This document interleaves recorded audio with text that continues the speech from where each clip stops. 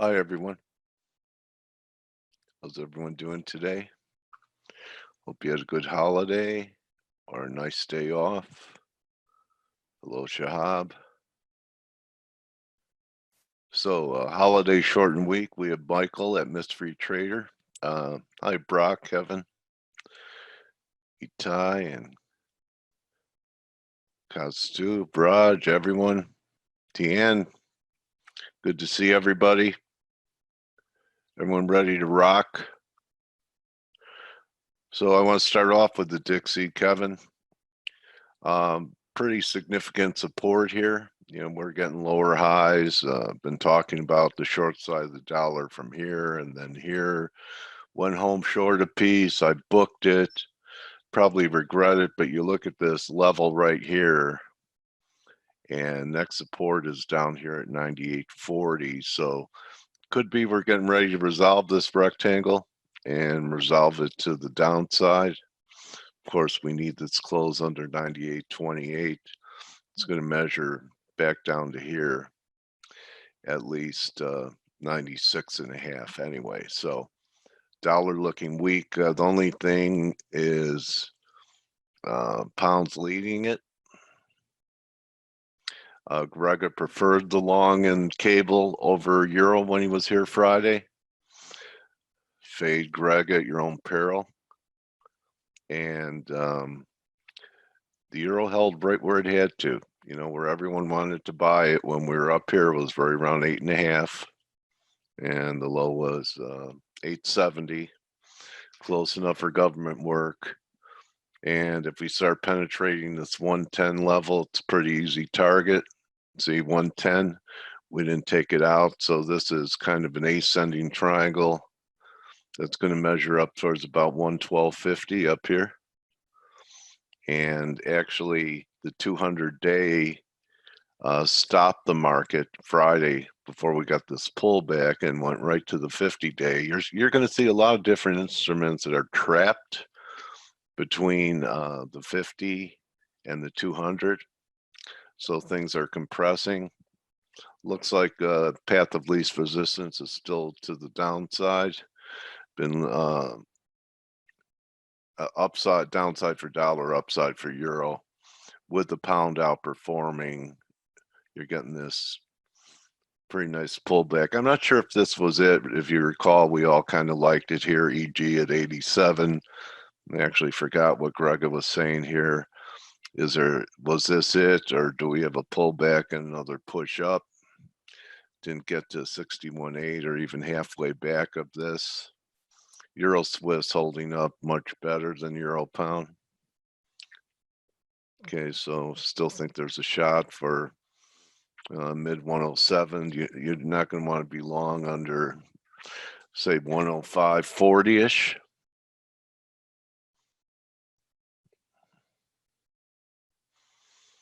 Okay, thanks for the news, fundamentals. FX trader. Something, of course, everyone, has been looking for S&Ps to get to the 200-day, and we're trading through it by a bit. So we'll see what happens here. I'm looking for a top this week or early June. I tell you what, even though the technical said that we could rally to 3,100 because this was a gap, and here's your megaphone line. Comes on in here is 30.95. Not sure if we're going to stretch all the way up here before we fail, but not a lot of divergence on the short. You can see short time frames we're confirming up here. Well, one thing I can say that I know, anything that's going on here, we had this stop hunt. I wrote about it on Twitter. It looks to be more than a stop hunt. I guess you could call it a breakout over this 29.77 level.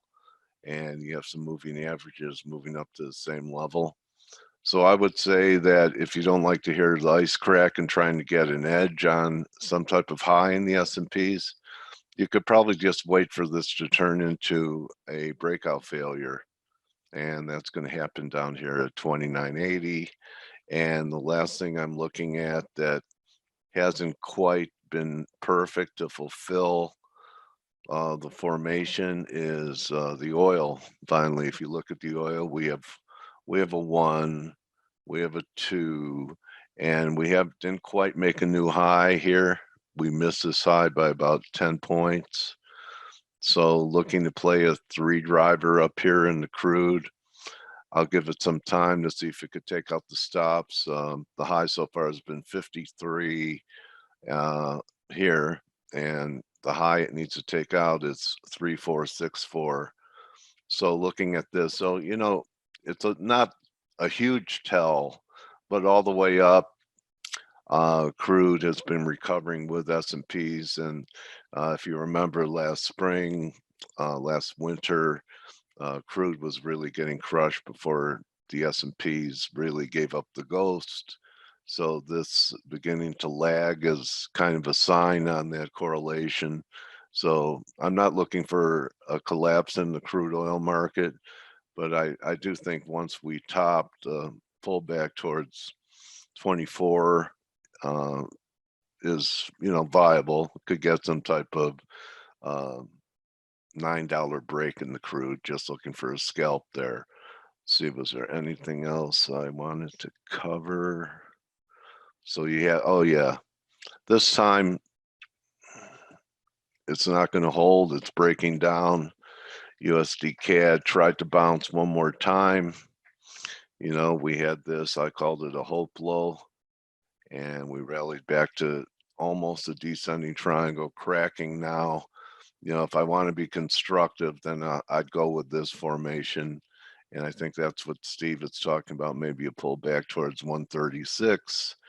If I want to be a bear, and I'm just a pure classic technician, I just look at this, 38 and a half, 46 and a half, 800 pips from here gives you 130.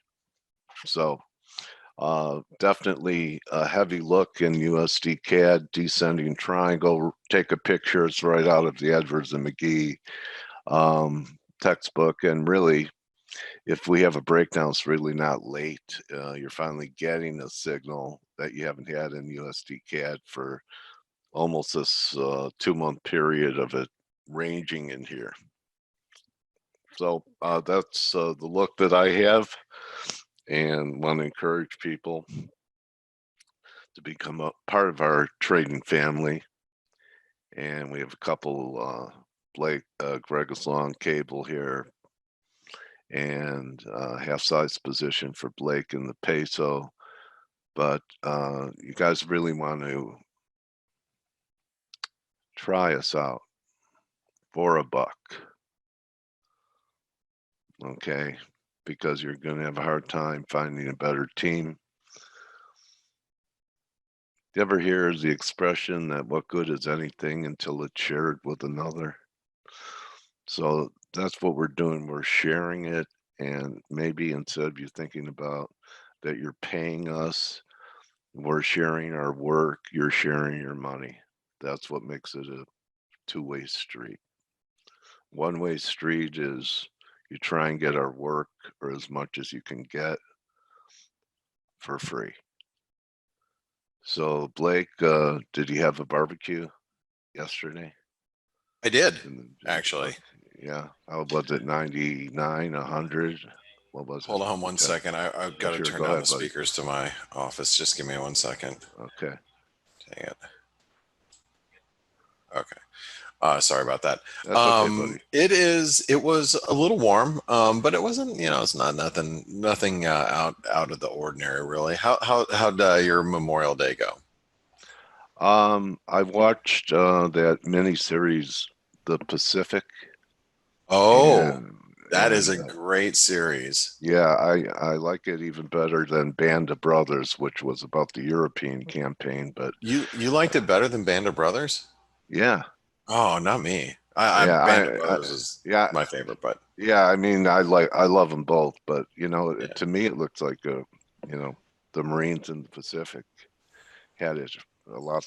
Look, they both had it tough, but what they went through, I'm in awe every time I think about it. And I only had one thought, that we can't give up on what they fought for.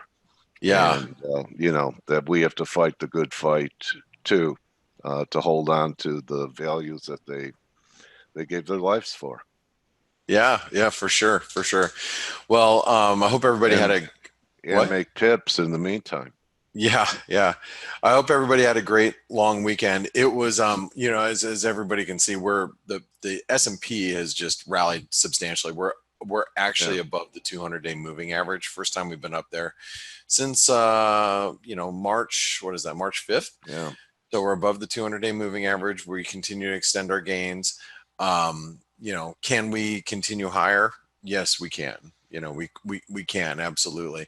Now, am I betting on it? No, I'm not, but I'm just saying that it's possible. So, while we trade above like this 2960 or so, you have to Yeah. imagine this pink line right here. You have to imagine that we're in rally mode, and it's going to continue while we're above there. About 2980 is where it took that level out. Yeah, right. Yeah. 2980. Yeah. Yes, Yeah. 29. What is the high right here? It'd be 29 78. 72.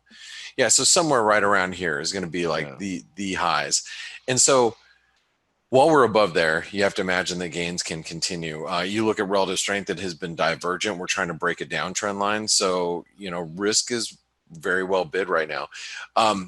There's a lot of positives in the market, but like between, possible vaccines for COVID-19 and one of the big things that I think that the market's going to be looking at is going to be on Wednesday. And I know during the week ahead video, we talked about Wednesday about the European Union and the fiscal union that, well, it's not really a fiscal union, but the 27 EU members are going to be discussing, possible response. And if you get a big agreement from the Eurozone and the majority of them agreeing, this is where you could see the euro really take off. I mean, the euro is stronger right now, and obviously you look at the daily chart. This is a big rally, and I think the euro is extremely bullish here.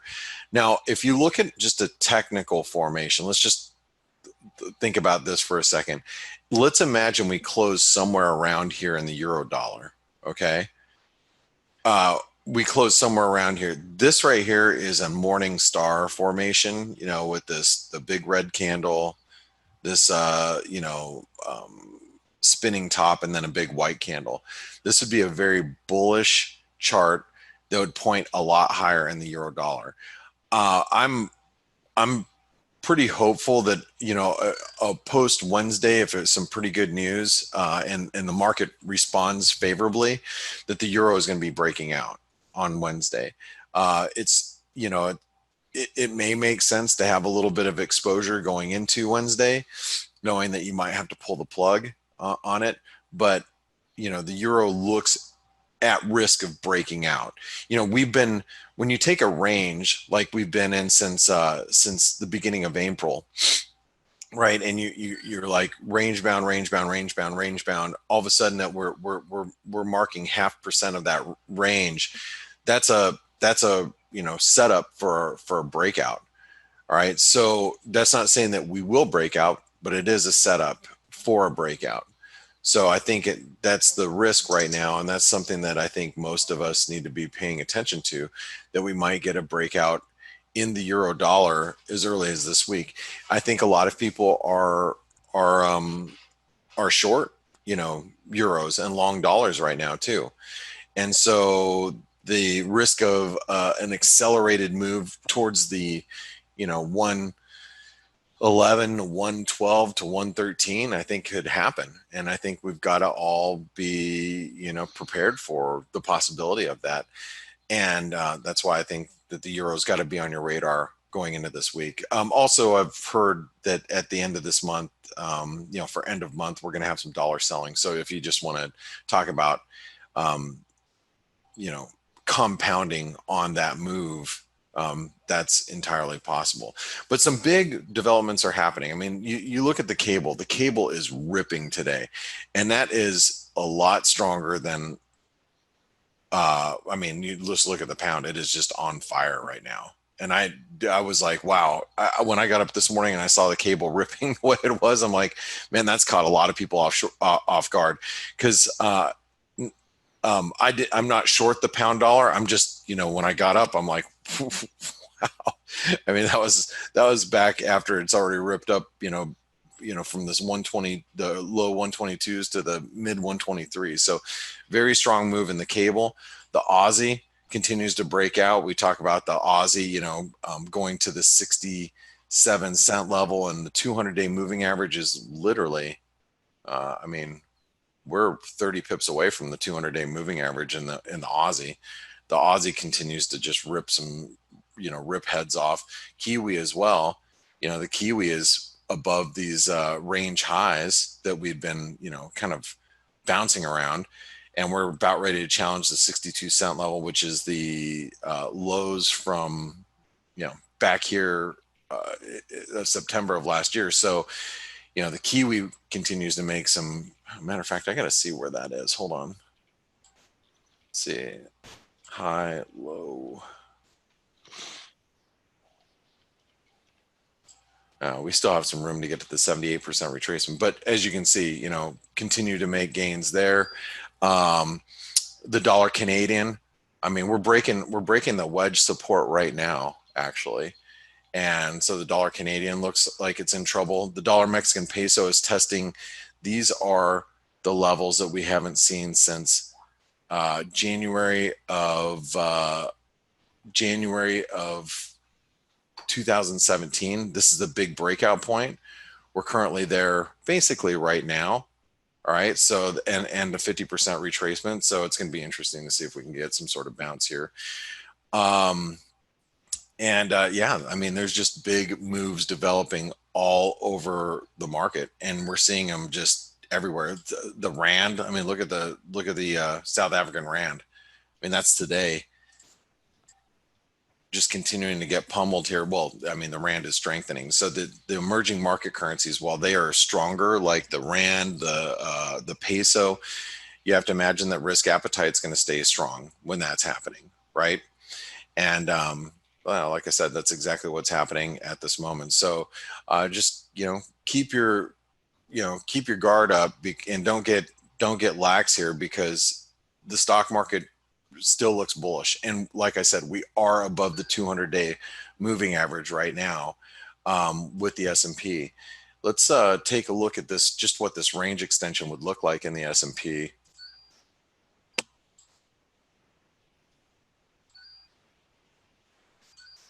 And I know you guys are like, oh, it's turnaround Tuesday. Try to get turnaround Tuesday out of your head. I mean, I know it's something that people like to talk about. And yes, today is Tuesday. And yes, the market could turn around today. Of course it can. But just keep in mind that it's not a given, and it's not something that you should always go, oh, it's turnaround Tuesday, so I'm going to sell. You know what I mean? That shouldn't be your attitude at all. But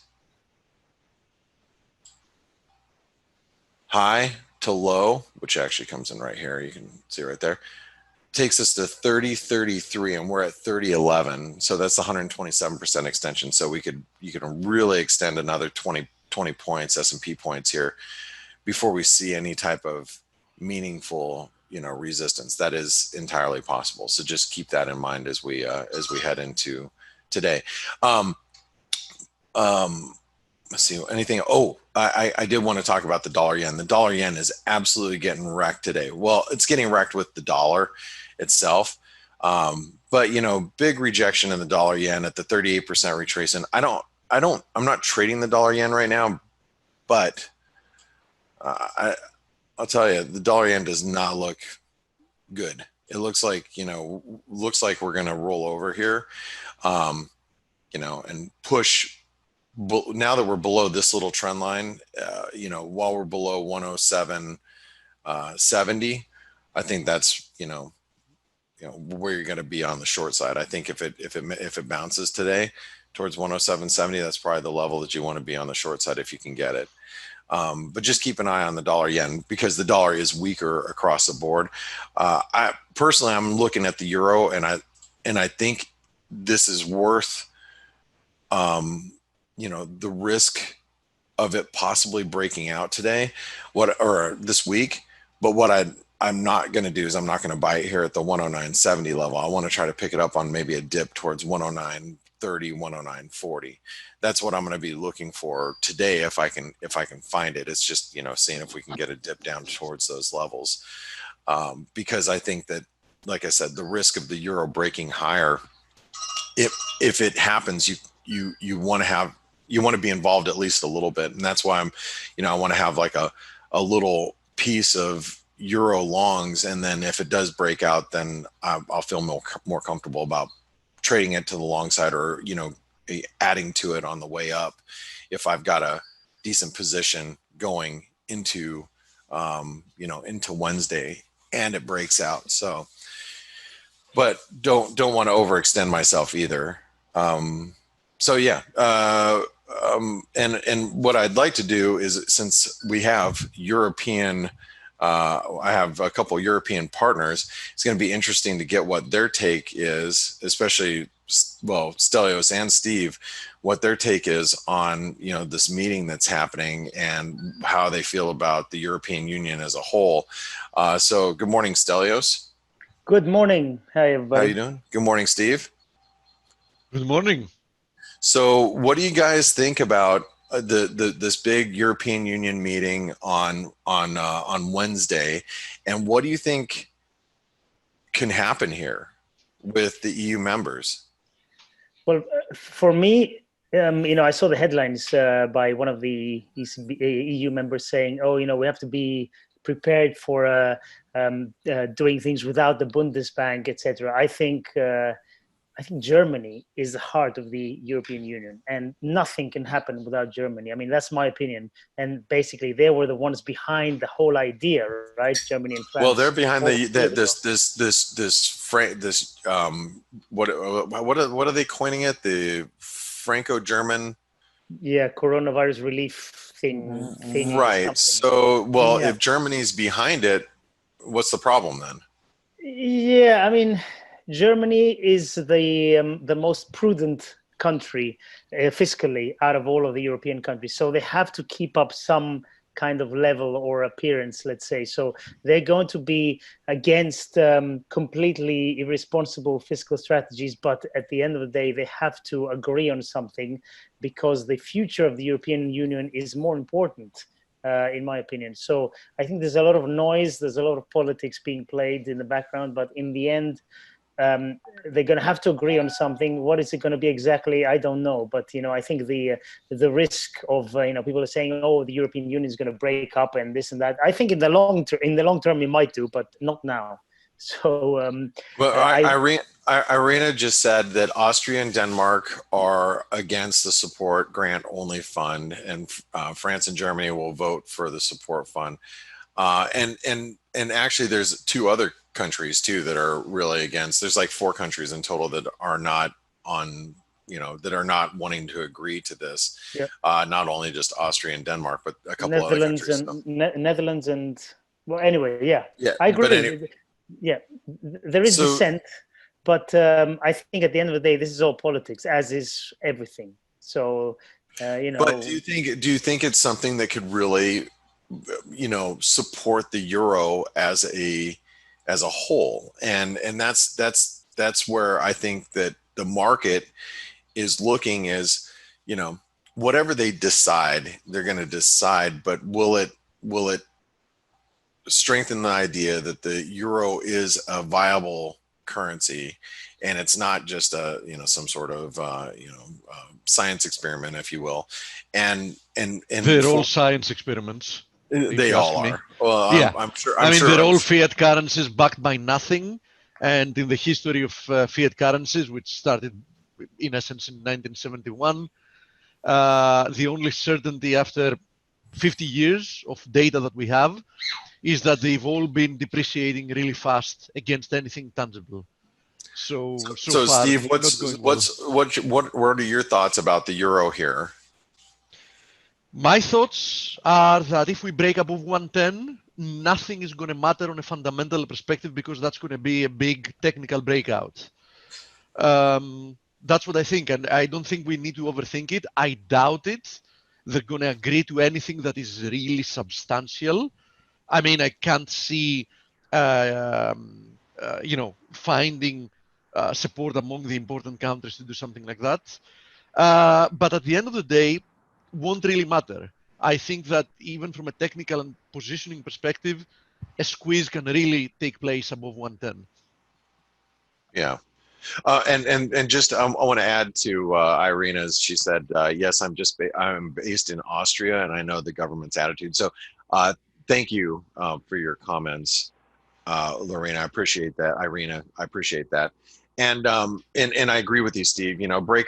You know, a solid breakout above 110 and a sustained break above 110 is going to be quite bullish for the euro dollar. And for me, I'm actually looking at not just the euro, but like the euro sterling that's pulled back. Remember, we have a range extension, and I feel very fortunate that I got on my euro sterling at the 89 80s last week. But we're pulling back to like the breakout point, and you can have currencies like not just the euro dollar, but the euro sterling, maybe the euro Aussie, which is, by the way, it's testing some pretty key support here.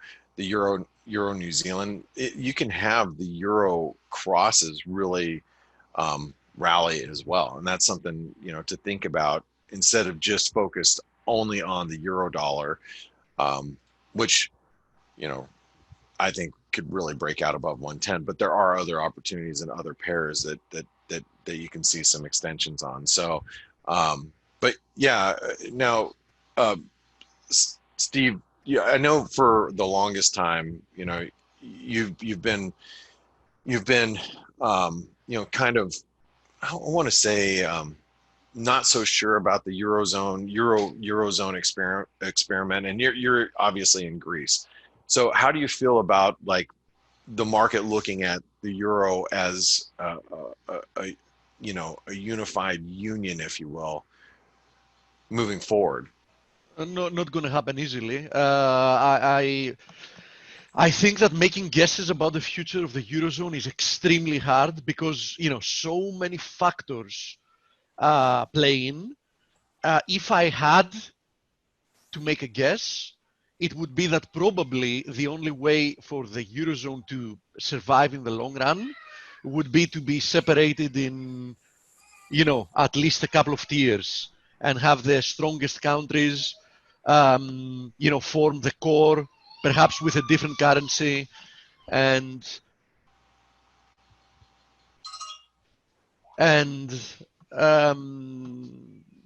perhaps the weakest currencies, a tier 2 type of thing. But that's something that might take, who knows, 5, 10, 20 years to end up playing out. So I don't think we can really base our trading on that. As long as there are no substantial jitters, like for example, as long as there is no scenario that is like prevailing that one of the big countries might be leaving or whatever, I think that the euro can perform rather decently in the time ahead. Yeah, well, I tell you what, I don't trade European indexes, but if you want to see like where the laggards are, boy, I think some of the European stock indices like the DAX will probably play a little bit of catch up with the S&P. You should have a look at the Italian, the Spanish stock indices. I mean, they look like they're a disaster. You know what I'm going to do is I'm going to actually leave that for you, so you can take a look at some of those indexes with the group. So I want to thank everybody for being here. I hope everybody had a great long weekend. Remember, if you haven't tried out ForexAnalytix, make sure you do so. And then also visit Forest Park FX. They are our webinar sponsor if you're looking for a new broker. I'm going to pass it over to you, Steve and Stelios, and Coach as well. You guys have a great one, and I'll see you soon. Bye-bye, Thank you, Blake. Thank you. Thanks, guys. Data how you coming doing, out. Steve? I'll see you on the daily roundup today. That's what I was going to say. All right.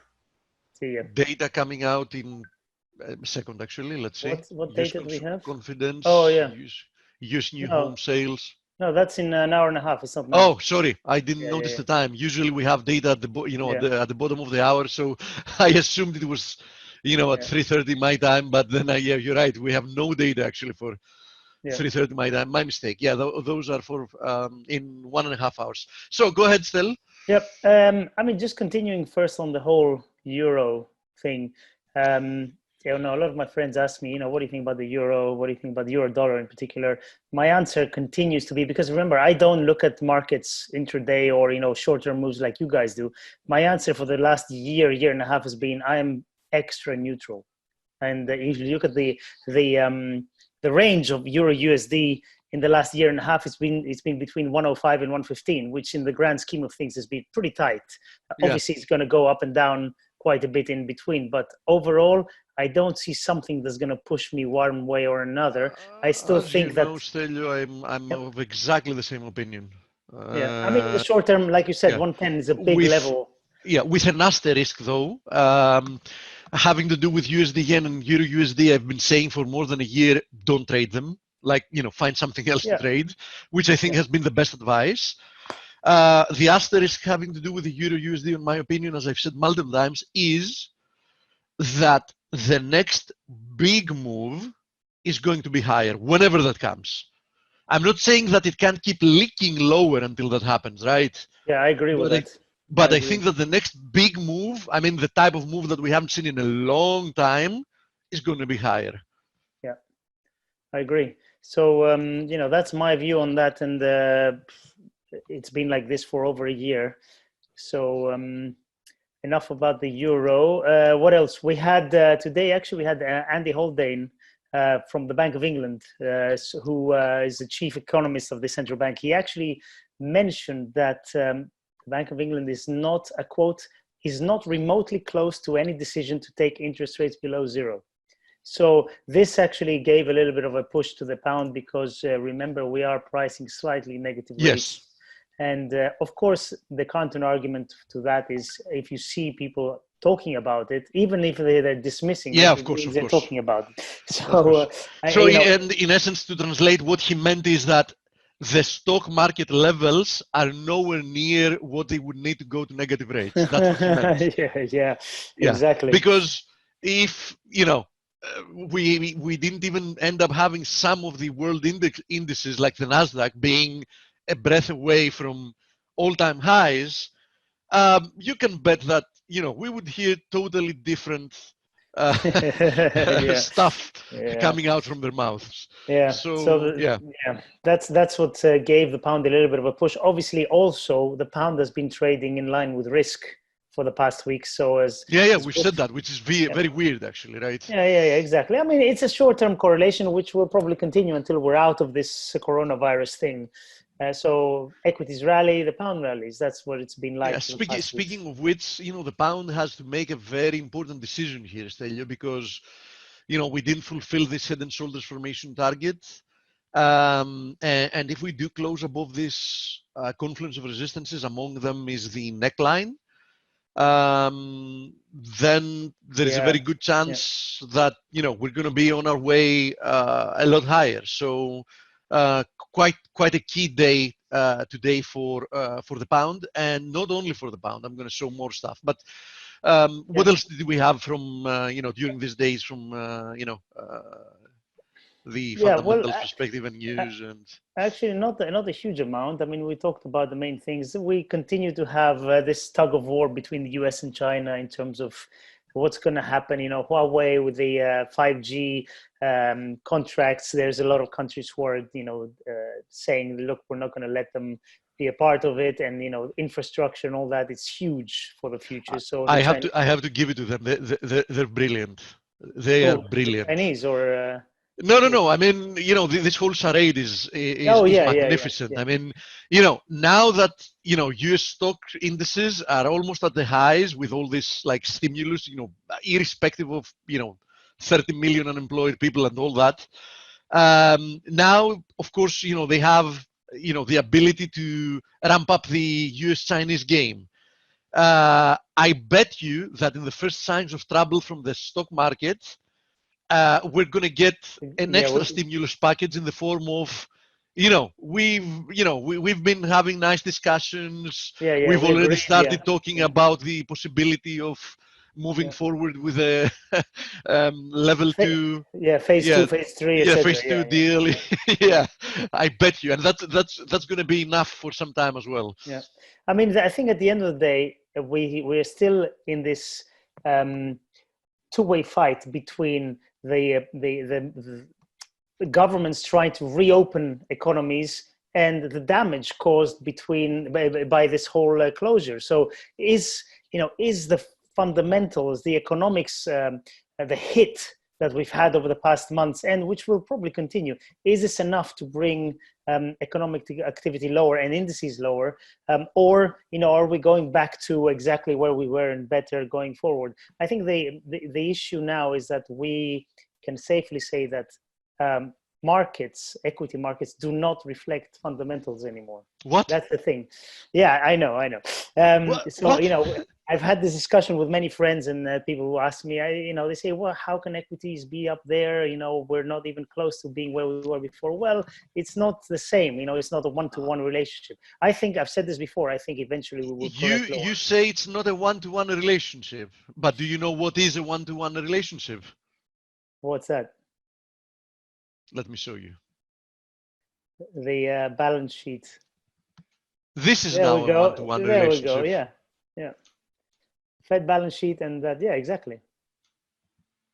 So what does this mean in essence? In essence, it now means, you remember how many times I've laughed during the past few years with Bernanke's saying that it was temporary. Not only that it wasn't debt monetization because it was temporary, and they were saying, before we got all that, this is a joke, and we're going to make it even worse, obviously. Now, as you see, every single dollar being issued, in essence, is monetized, right?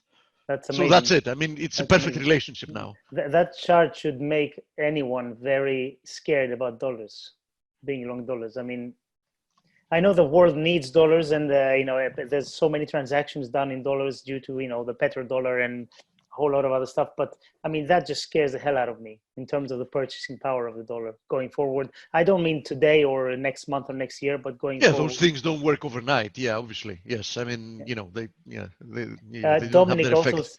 Our friend Dominic is also saying they've passed the point where now more than half of the money spent is not from taxes. Yes, I think something like 49 cents of every dollar spent are coming from taxes, and 51% coming from debt issued. Yep. So and with rates here, why wouldn't they issue debt? Why wouldn't they just with continue? The pace, of course, with the pace we're moving at the moment, as you understand, it is a matter of likely days for more than half of a dollar from each dollar coming from issued debt, right? Yeah. Anyway, so that for me is the main thing I look at every day. What do I think about these equity markets? Because let's face it, equity markets by are the way, everything. Debt surpassed 25 trillion. 25 trillion. Wow. A few days ago. And this was what, just look at the number. Trillion 10, 15 years ago, right? Less than a trillion. Yeah. Okay. It's a bit crazy. I mean, looking at that, you have to say that in the long run, you have to own everything, anything you can own, equities, land, anything tangible, especially, but even equity indices, they're based on companies which own tangible assets and which create products or services. So I think, if you close your eyes, you open them in 30 years time, the S&P is going to be at, 10, 15,000, whatever. And but look at the trajectory, since you mentioned it, look at the trajectory of the debt per 20 years. Yeah. 52%, 35%, 58%, 120%. But, the most worrying part is that the trajectory of the deficits has gone really vertical. So from 120 to 150, we might be months away. Yeah. I know it sounds like a joke, but it isn't. Yeah, and our friends, either Sergey or Serge or something, he says, what about unfunded liabilities? That's a very good question. Yeah. They're No. massive. Don't massive. mention unfunded liabilities. And they show up nowhere. So, it's just a ticking time bomb. So yes. Yeah, don't mention unfunded liabilities. The number is out of this planet. It's above 100 trillion for the next 10 years. So don't mention it. I mean, keep in mind that if the US or whichever other country, right, was a company, it would be illegal not to include unfunded liabilities in the balance sheet, which of course, different rules, accounting rules, apply to governments. Because imagine if they had to include that. Imagine the budget deficits if you had to take provisions for the debt you're actually accruing accumulating for the future at the year you actually made that happen. I mean, we wouldn't have almost no economy would have a deficit of less than 10-15% per year. I think these unfunded liabilities are one of the main reasons why you see debt exploding, because they have to fund them somehow and they have to borrow. And if you look at it, everything they've been doing over the past 10 and 15 years is to bring interest rates lower, everything, because they need to borrow more, because they need to be able to fund these. So imagine if interest rate, 10-year rates were back at 8% or 6 or 7, it would have been a very different story. So it's an unsustainable game. And it's 100% the grenade game. You've taken the pin out of the grenade, and you're throwing it down the road. I don't know that game, but it sounds scary, man. Yeah, it's not, hoping it's not going to explode in your hands, and will explode in the hands of the next one. That's that's the only thing it is. In any case, back to the charts, because we do have some interesting developments. Now, there's no surprise that I've been told I was a funded liability.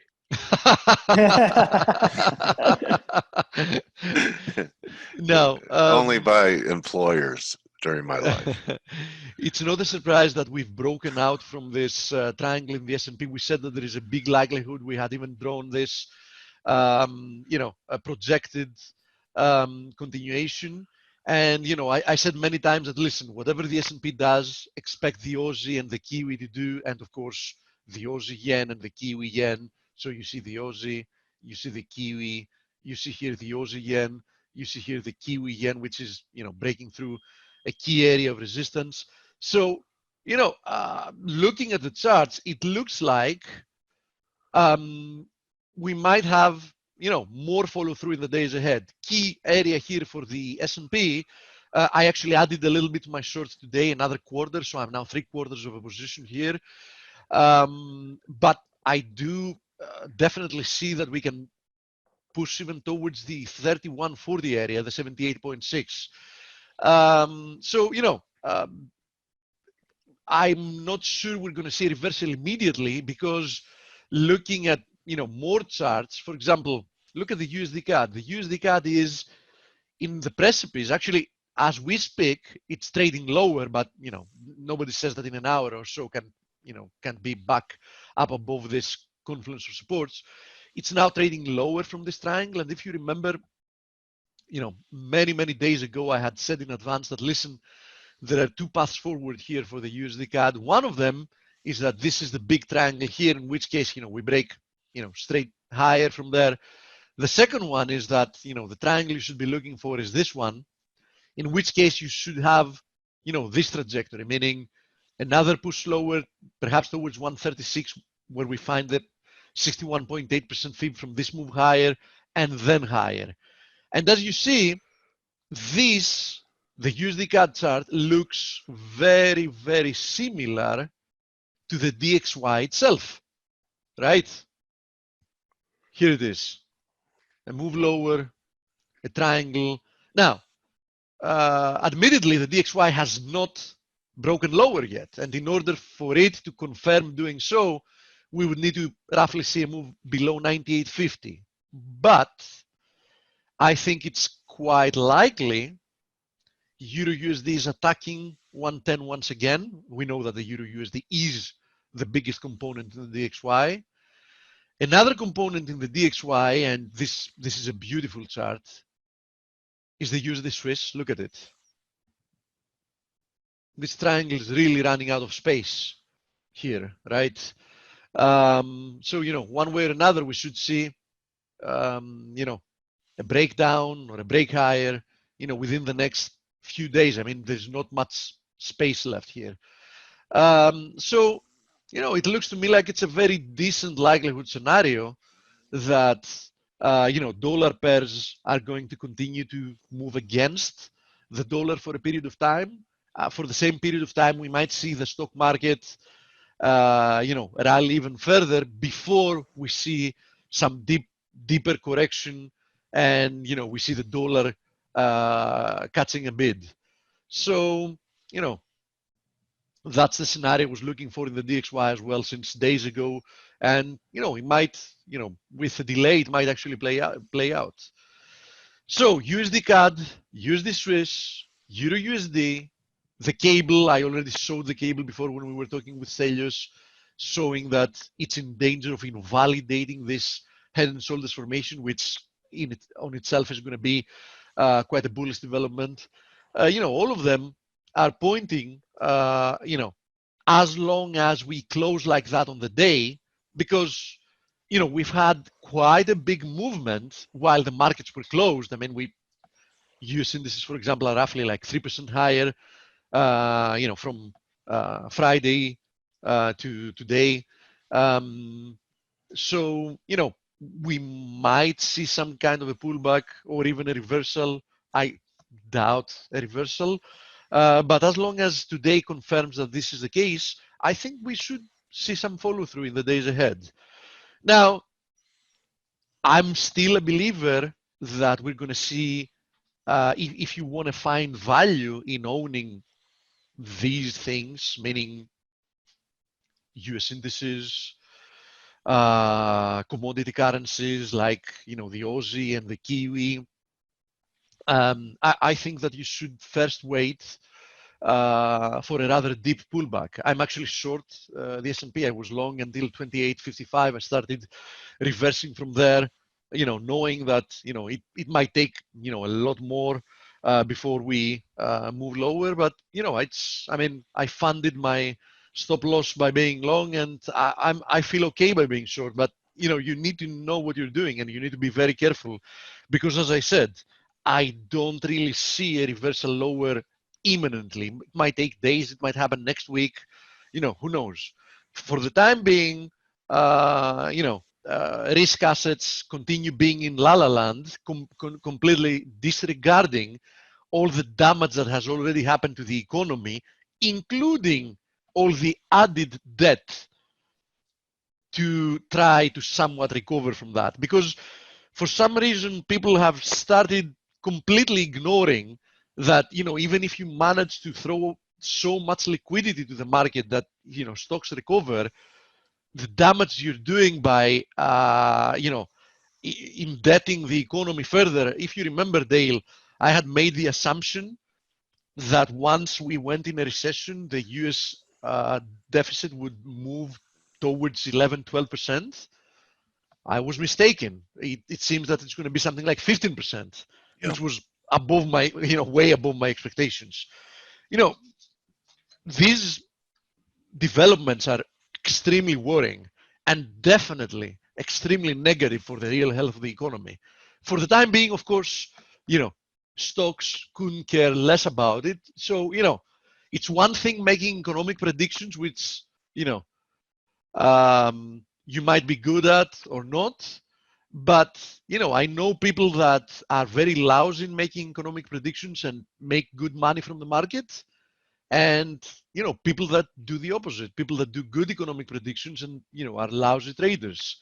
So, if you're a trader, it's nice if you can also make good economic predictions, but the most important element is to be able to trade, profitably, and, the rest are just to have discussions and, for your friends to tell you, oh, you actually said that, good for you, you had good foresight. But, who cares?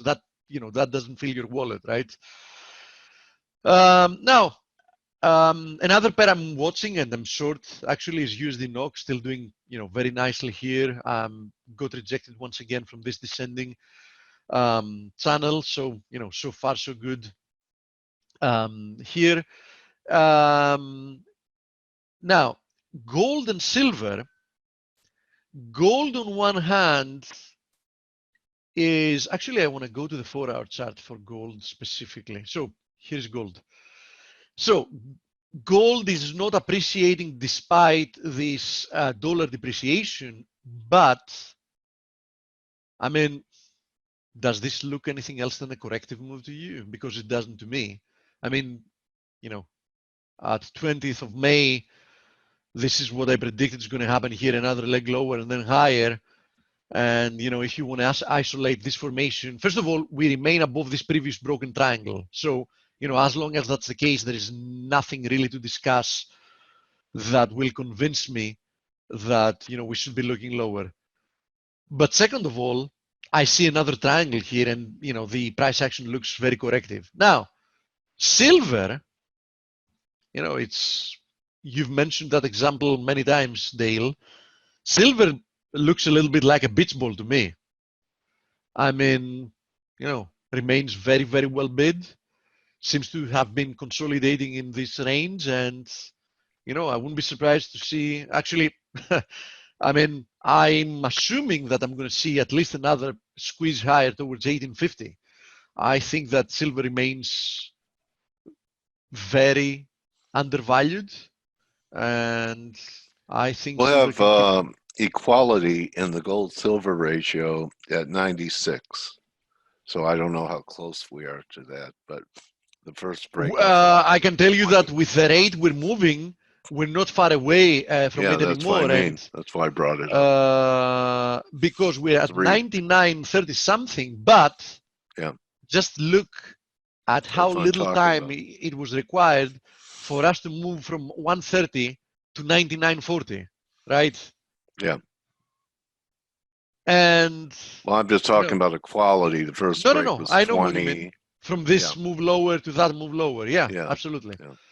But in essence, just look at this. I mean, I don't see any real support until we reach 93.30. Yeah. That high there. So I don't know. It looks to me like this can keep on moving lower for, much longer than people might assume.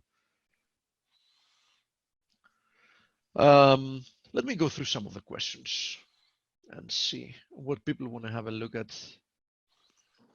So let's see. Let me take it from the beginning. Forever wars industry, USD cat fooled everyone and went the other way. Yeah, I mean, we haven't broken down yet, but it looks like it. It looks like we might squeeze towards 136 before we can actually move higher from there. The news in Bloomberg are huge for Euro. Buy ASAP. Wonder how Steve and Stelios see them. You now know how I see them. I still, first of all, insist that, until we see a breakthrough 110, and by 110, I actually mean like 110.10, we have this confluence of resistances roughly at 110.10, something like that. We're still in a range, but yeah, I do think that there is a big risk for a squeeze higher. There's a question about USD Swiss, which I covered. As you see, the triangle has tightened very much, and there is a big chance that we're going to break down from it, and I assume that's going to produce follow through. Irina's comments I'm not going to read because Stelios has already done so before, having to do with the Austrian and the Denmark economies, and thank you for those comments. What is your views on France?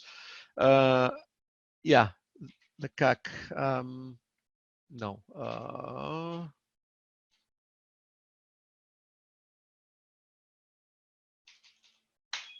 There it is. Okay, my viewpoint about it is that it looks very, very bearish.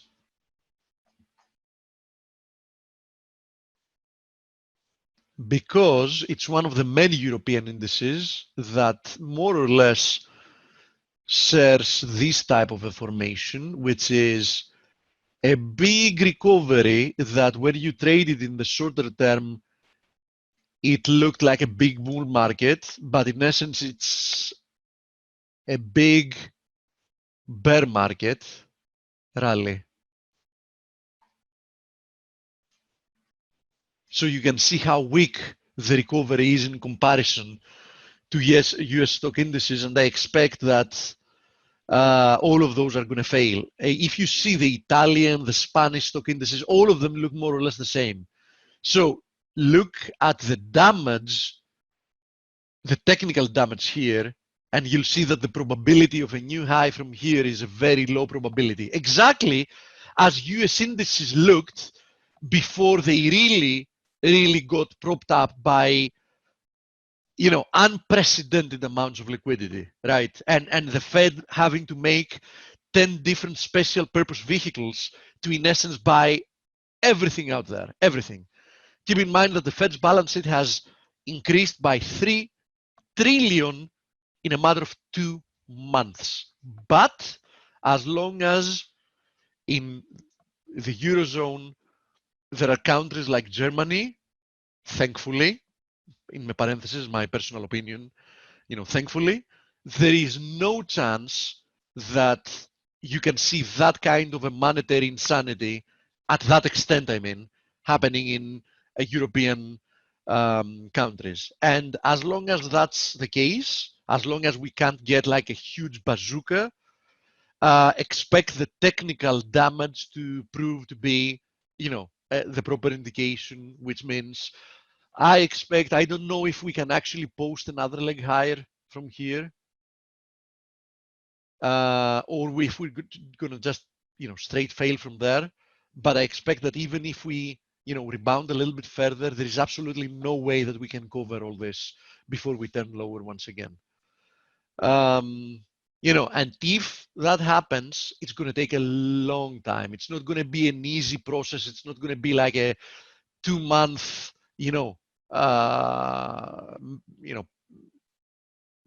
pedal to the metal to the pedal, whatever it's called, all the way up. So I think it looks weak. Now the formation can be something like this, right?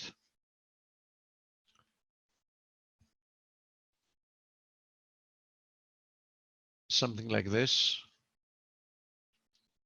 or something like this, or whatever. The problem with corrective formations is that you never know the exact nature until you have more price action. But I predict they're going to be moving lower.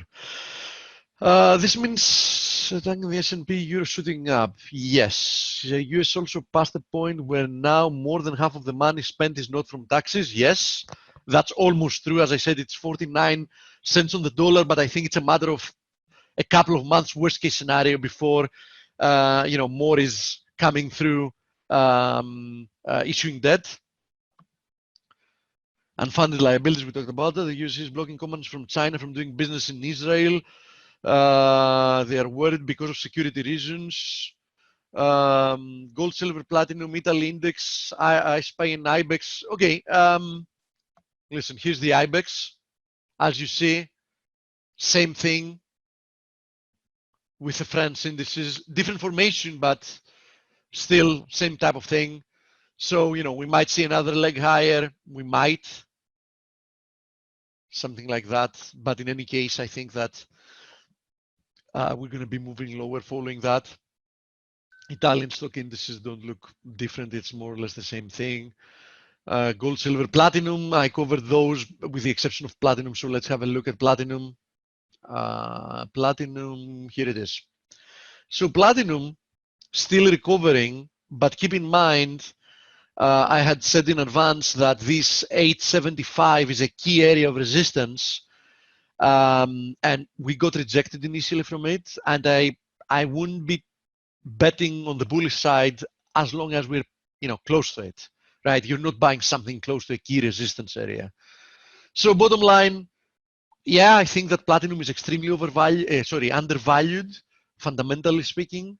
But no way I'm buying it close to 875, right? Now, if you see a a real breakout from there, that's a different type of a discussion. Can you go through the VIX? Yeah, absolutely. I mean, the VIX is doing what you would expect for it to be doing just by looking at the indices, which is, it keeps dripping lower. Still nowhere near, where it was. Key support area for the VIX is roughly at 25. So be careful, and also notice that we've started developing at a much higher plateau. We've started developing a divergence here, right? The VIX is still quite a lot higher than the spike low we had several days ago at the 20th of May, 12th of May, despite indices being higher at the moment, right? So this is another thing I'm monitoring, in conjunction to what I just said, that 25 is a key support area in the VIX. I'm also going to be paying attention to this potential descending wedges trend line resistance. I think that if we squeeze above it, we're going to see, a fast acceleration above, perhaps even a retest of 50. DAX, sure. Here's the DAX. DAX, same deal here. I mean, this was a pennant likely. I said probably another move higher towards the 61.8. Guess what? I mean, that was fast. We are at the 61.8. So what's this area as resistance? But there is also a chance that we can squeeze even higher towards the 200-day daily moving average, which is at 12,000. So what's that as well? If we don't fail from here, what's for 12,000? Okay, and I would be expecting a much deeper correction, from there if we don't make it here. Guest is here. Oh, okay, coach. Sorry, I didn't notice the time. It's okay. I let you finish. So, yeah, we probably have more questions, but you know how it is. I mean, we have limited time. More in the chat room. Who do we have today, Dale? We have Michael, mystery trader, very big yeah, following. yeah. So he's going to continue with his narrative. He's been here twice before, and a lot of his Indeed. forecasts have been good. So Michael, I'm ready to make you a panelist, and we'll get going on the interview. Thank you, Steve.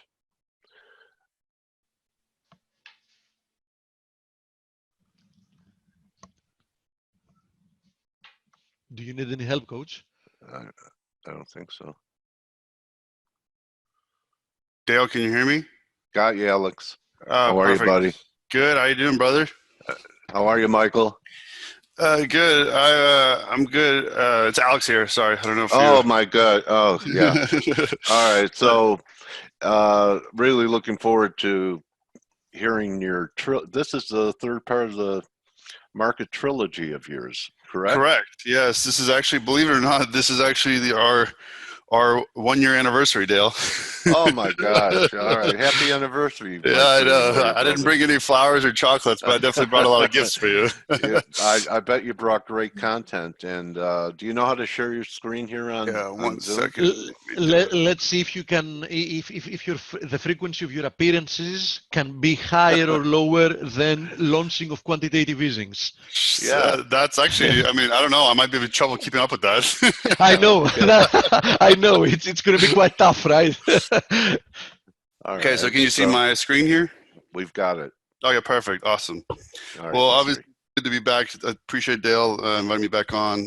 We had quite a couple of meetings the last 2 times. I think the last 2 times we did was in May and August of 2019.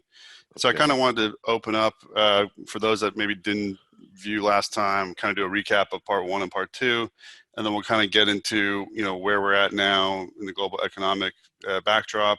Then we'll kind of break down into the various different forex pairs, and then from there we'll kind of touch on bonds, gold, Bitcoin for a bit, and then kind of tie everything all in together, at the very end. Let it rip. Okay, perfect. So this is for those that didn't get a chance to follow us on. This is actually May last year, almost exactly a year to the day. In part one, we discussed how I saw a lot of signals of most of the world's currencies reaching parity in unison at some point in the near future, or I should say, in the relatively speaking, and that the Fed would transition from tightening to easing. That obviously happened. That crypto crackdown via the IRS, that they actually weren't safe or private or secure, that obviously ended up happening as well. Obviously, I suspected that a hard Brexit would happen, and then from there, ultimately would lead the Great British Pound lower faster than Euro. I happened to, and this one was kind of sheer dumb luck, but the DXY would reach 94 by March or April, and then a huge spike would happen. I was technically right on this one, but caveat, it was for all the wrong reasons, and we'll discuss why. But technically, that did happen. And then before any sort of rush to parity, there would have to be some sort of a global recession to occur as a catalyst in order to, you know, establish the backdrop for, you know, some sort of a transition. And sure enough, I could not have predicted in a million years a global pandemic, but obviously in the charts, there was a signal that something was about to happen. Yeah. And then in part two, we discussed how Fed would go, it would, at that time, for those that don't remember, you know, they had just done one and done, and they were claiming, oh, we're not going to do anymore. And obviously I said, no, the Fed will be forced to go full easing. And we got way more than just full easing. Great British Pound at the time, I said there'd be one more macro bounce, and then and then a backtest rejection, and then it would return to 120, and that would happen in roughly 9 months, roughly around April. Sure enough, that happened as well. Nice calls, also, bro. I mean, Nice I appreciate Dale. work. I appreciate. I mean, to me, it's I literally was just looking at the charts. You know, I'm not trying to make myself out to be some prophet or anything. I just really was just looking at the charts and saying, okay, let's look at historical patterns and see if we can kind of discern anything from the data that would kind of help, you know, provide some clues for the future. And then at the time, I said that global parity would happen roughly somewhere in the 21 to 22 year range, 2021, 2022. And then before then, there would have to be a global recession, which is 2020. So far, most of these have, almost all of these have panned out. The 10-year yield, I also suspected would drop well below 1.4%. Obviously, that happened as well, too. I said that the long end of the yield curve will be artificially depressed. That's obviously happening now with the Fed jumping into the curve. Gold would no longer behave inverse to the DXY, and that'll be an interesting chart here towards the end. Gold started tracking U.S. Treasuries. I also remember, though, Alex, that you talked about gold being able, maybe it was on Twitter because I follow you. That's how I met you.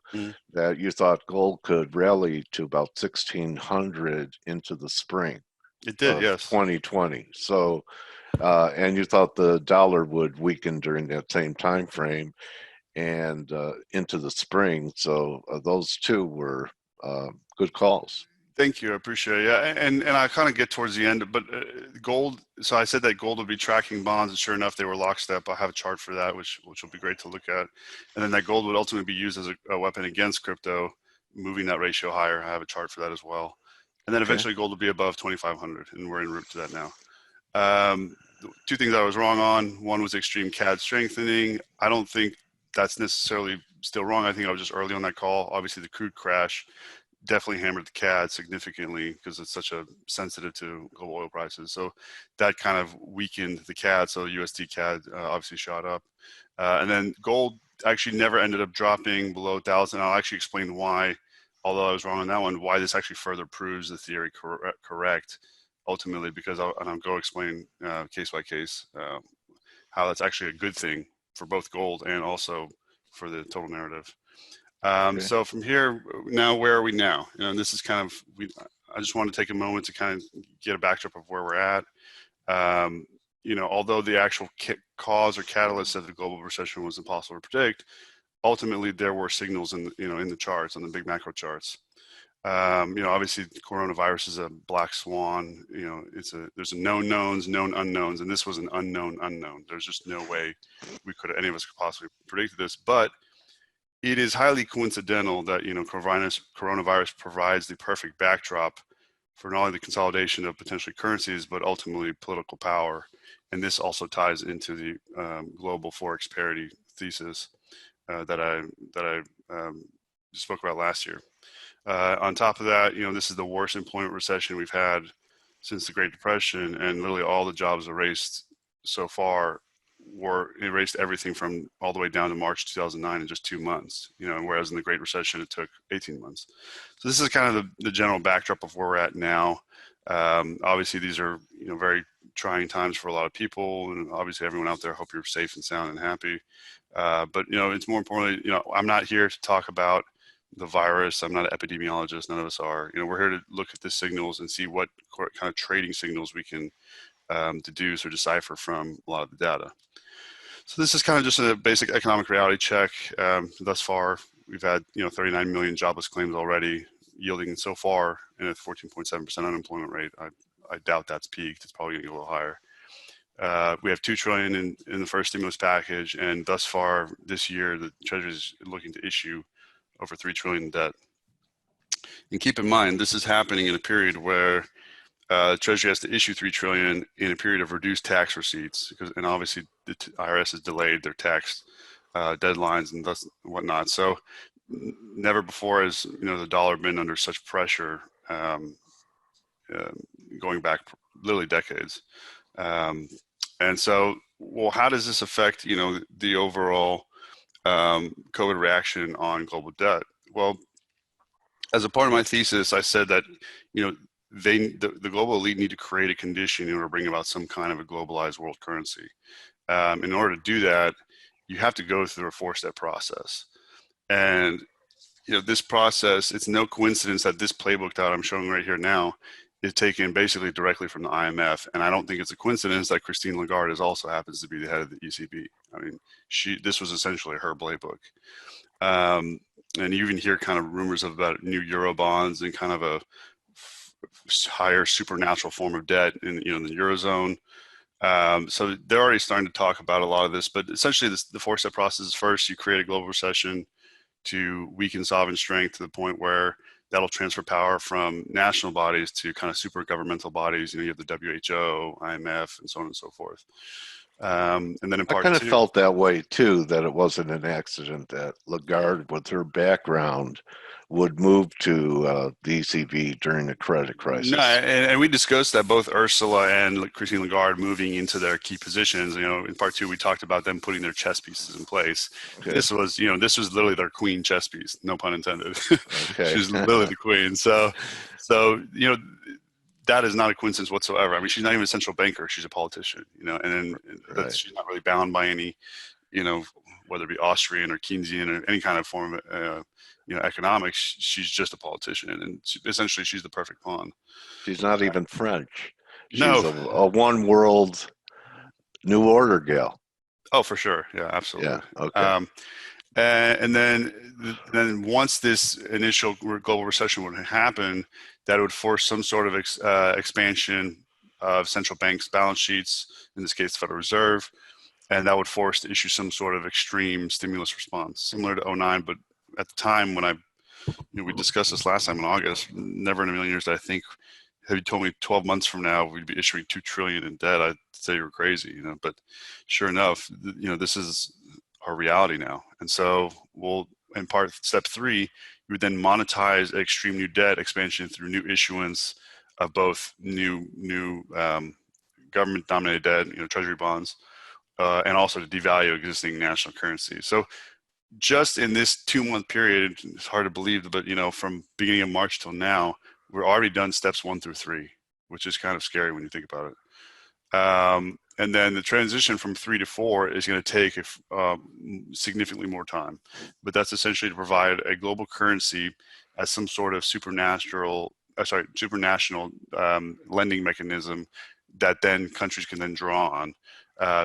You see this pattern that IMF uses with a lot of third world countries, developing world countries. You get them stuck in this debt trap, and at that point you have them. And they're using essentially the same playbook, but now they're doing it on a global scale. And ultimately, at some point, countries will start drawing on the special drawing rights, or SDRs, which in effect is essentially the mechanism has already been in place, the infrastructure, but it hasn't really been utilized because there was not a global crisis large enough to justify that. Well, now we finally have that global crisis. And again, I don't think it's coincidental. Yeah, SDRs have been out there for what, 10 years? A little bit over that, actually, yeah. almost 15 years, and it almost completely unknown. Most didn't even know they existed. It was, you know, you wouldn't know unless you were looking deep into, you know, some long governmental report, which nobody ever reads. So, but the structure's actually been there, but it's just never been accessed, other than a very few kind of developing world countries that were in a really bad bind or something like that. But they've been kind of testing it out for some time now, but again, not on a global scale.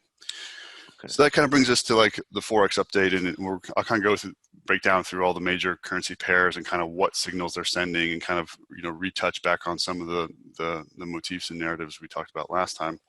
And the first one of those is the Euro US dollar. And I know for many of the Euro dollar traders out there, recently have been very frustrating over the past few months.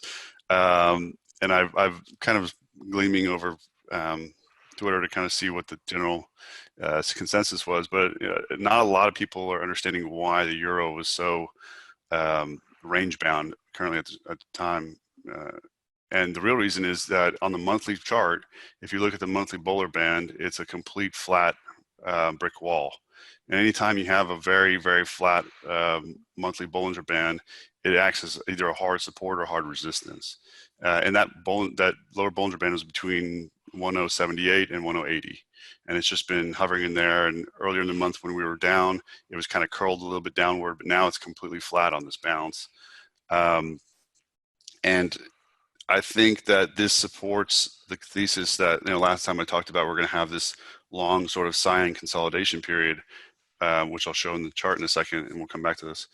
Okay. So over 110, a lot of people are saying 112, 113, that wouldn't change the picture anyway, would it?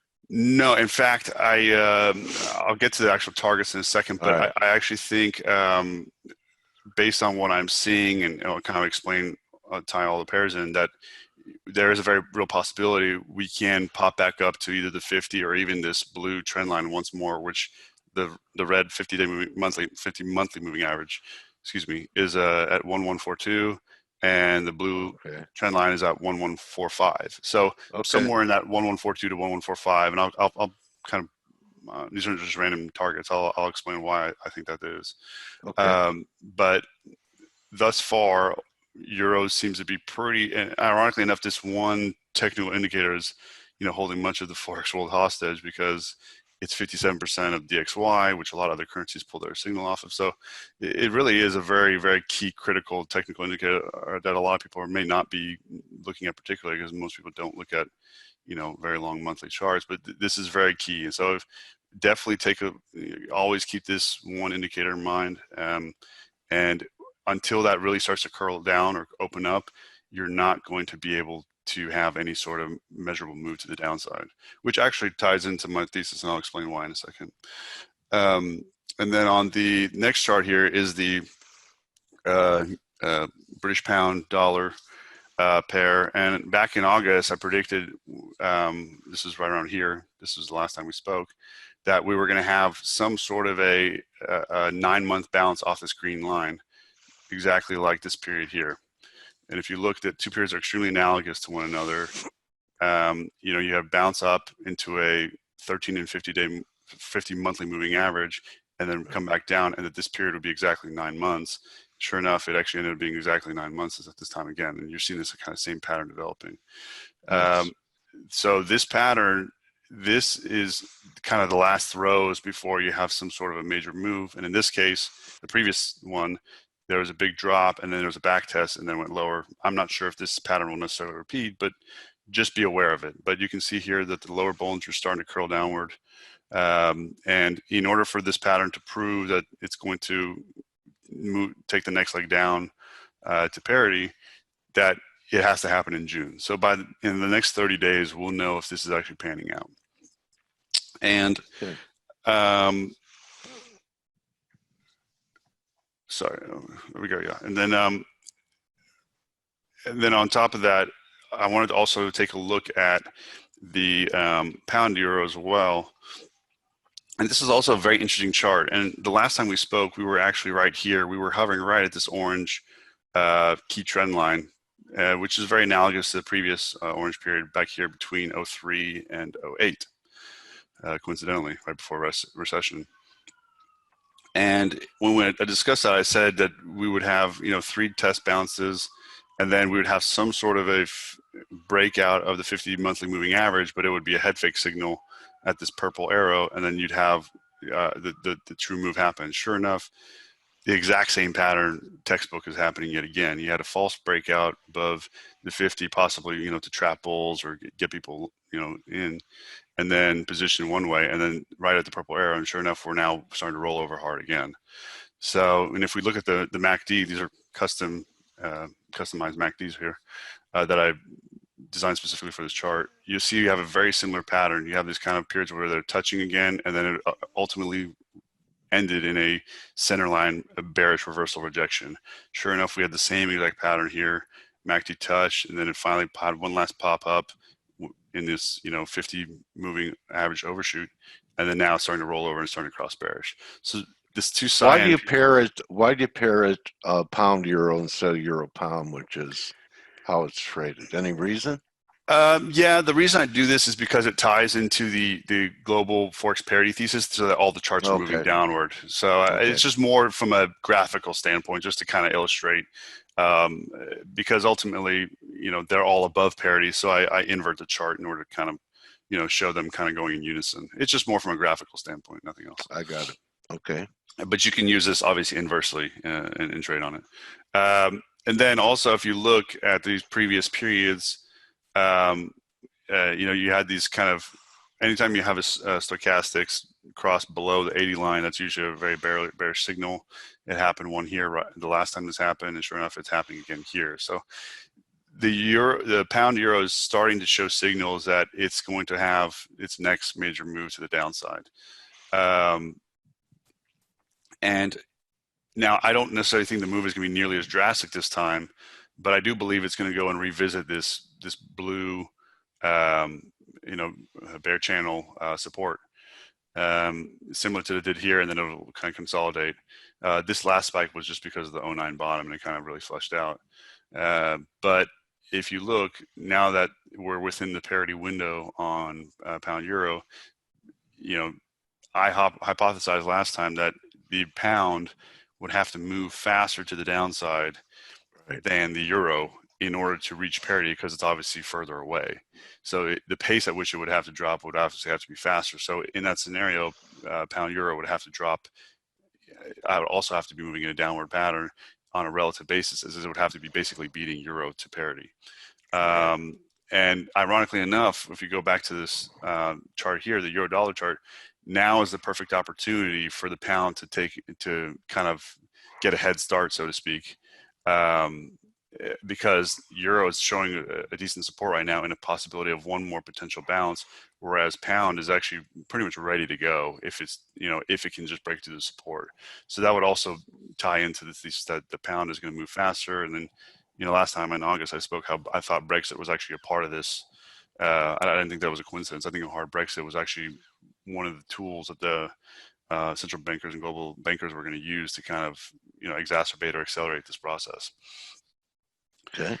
And then so now we go to, and this is also one of my favorite charts. This is the my DXY or US dollar basket monthly chart. And as I said that last time, all the signals were pointing to us being in a cyan kind of consolidation pattern, and then I would ultimately return back to the purple support. Now, at that time, I hypothesized it was going to happen faster this time, but that was actually incorrect. It did go back into a 94 handle in April and then skyrocket. But the one thing I couldn't reconcile when that happened was we never went to revisit back at this purple trend line. And so, technically I was right for the wrong reason. So that doesn't really count. But if you look at the actual pattern, I added kind of a time scale that the previous pattern happened was exactly 37 months. And if you look, the pattern is almost forming almost identically. I mean, you had a huge pop up into the magenta bull channel center line, and then it back tested at the Bollinger Center on the monthly at this orange arrow right here. And then from there, for the next 4 to 6 months, it would challenge or test the magenta center line again, and then it would enter its kind of consolidation process.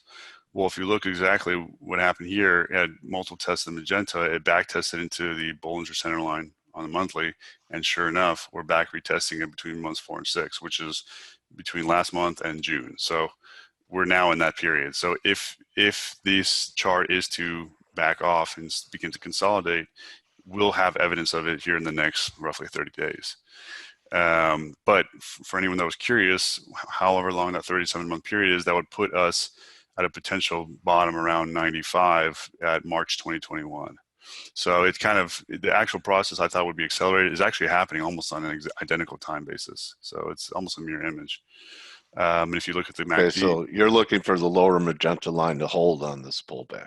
Yeah, this purple one, correct. This is going to hold, and then from here, we'll have the next move up, and I'll show why in a second. But okay. On this one,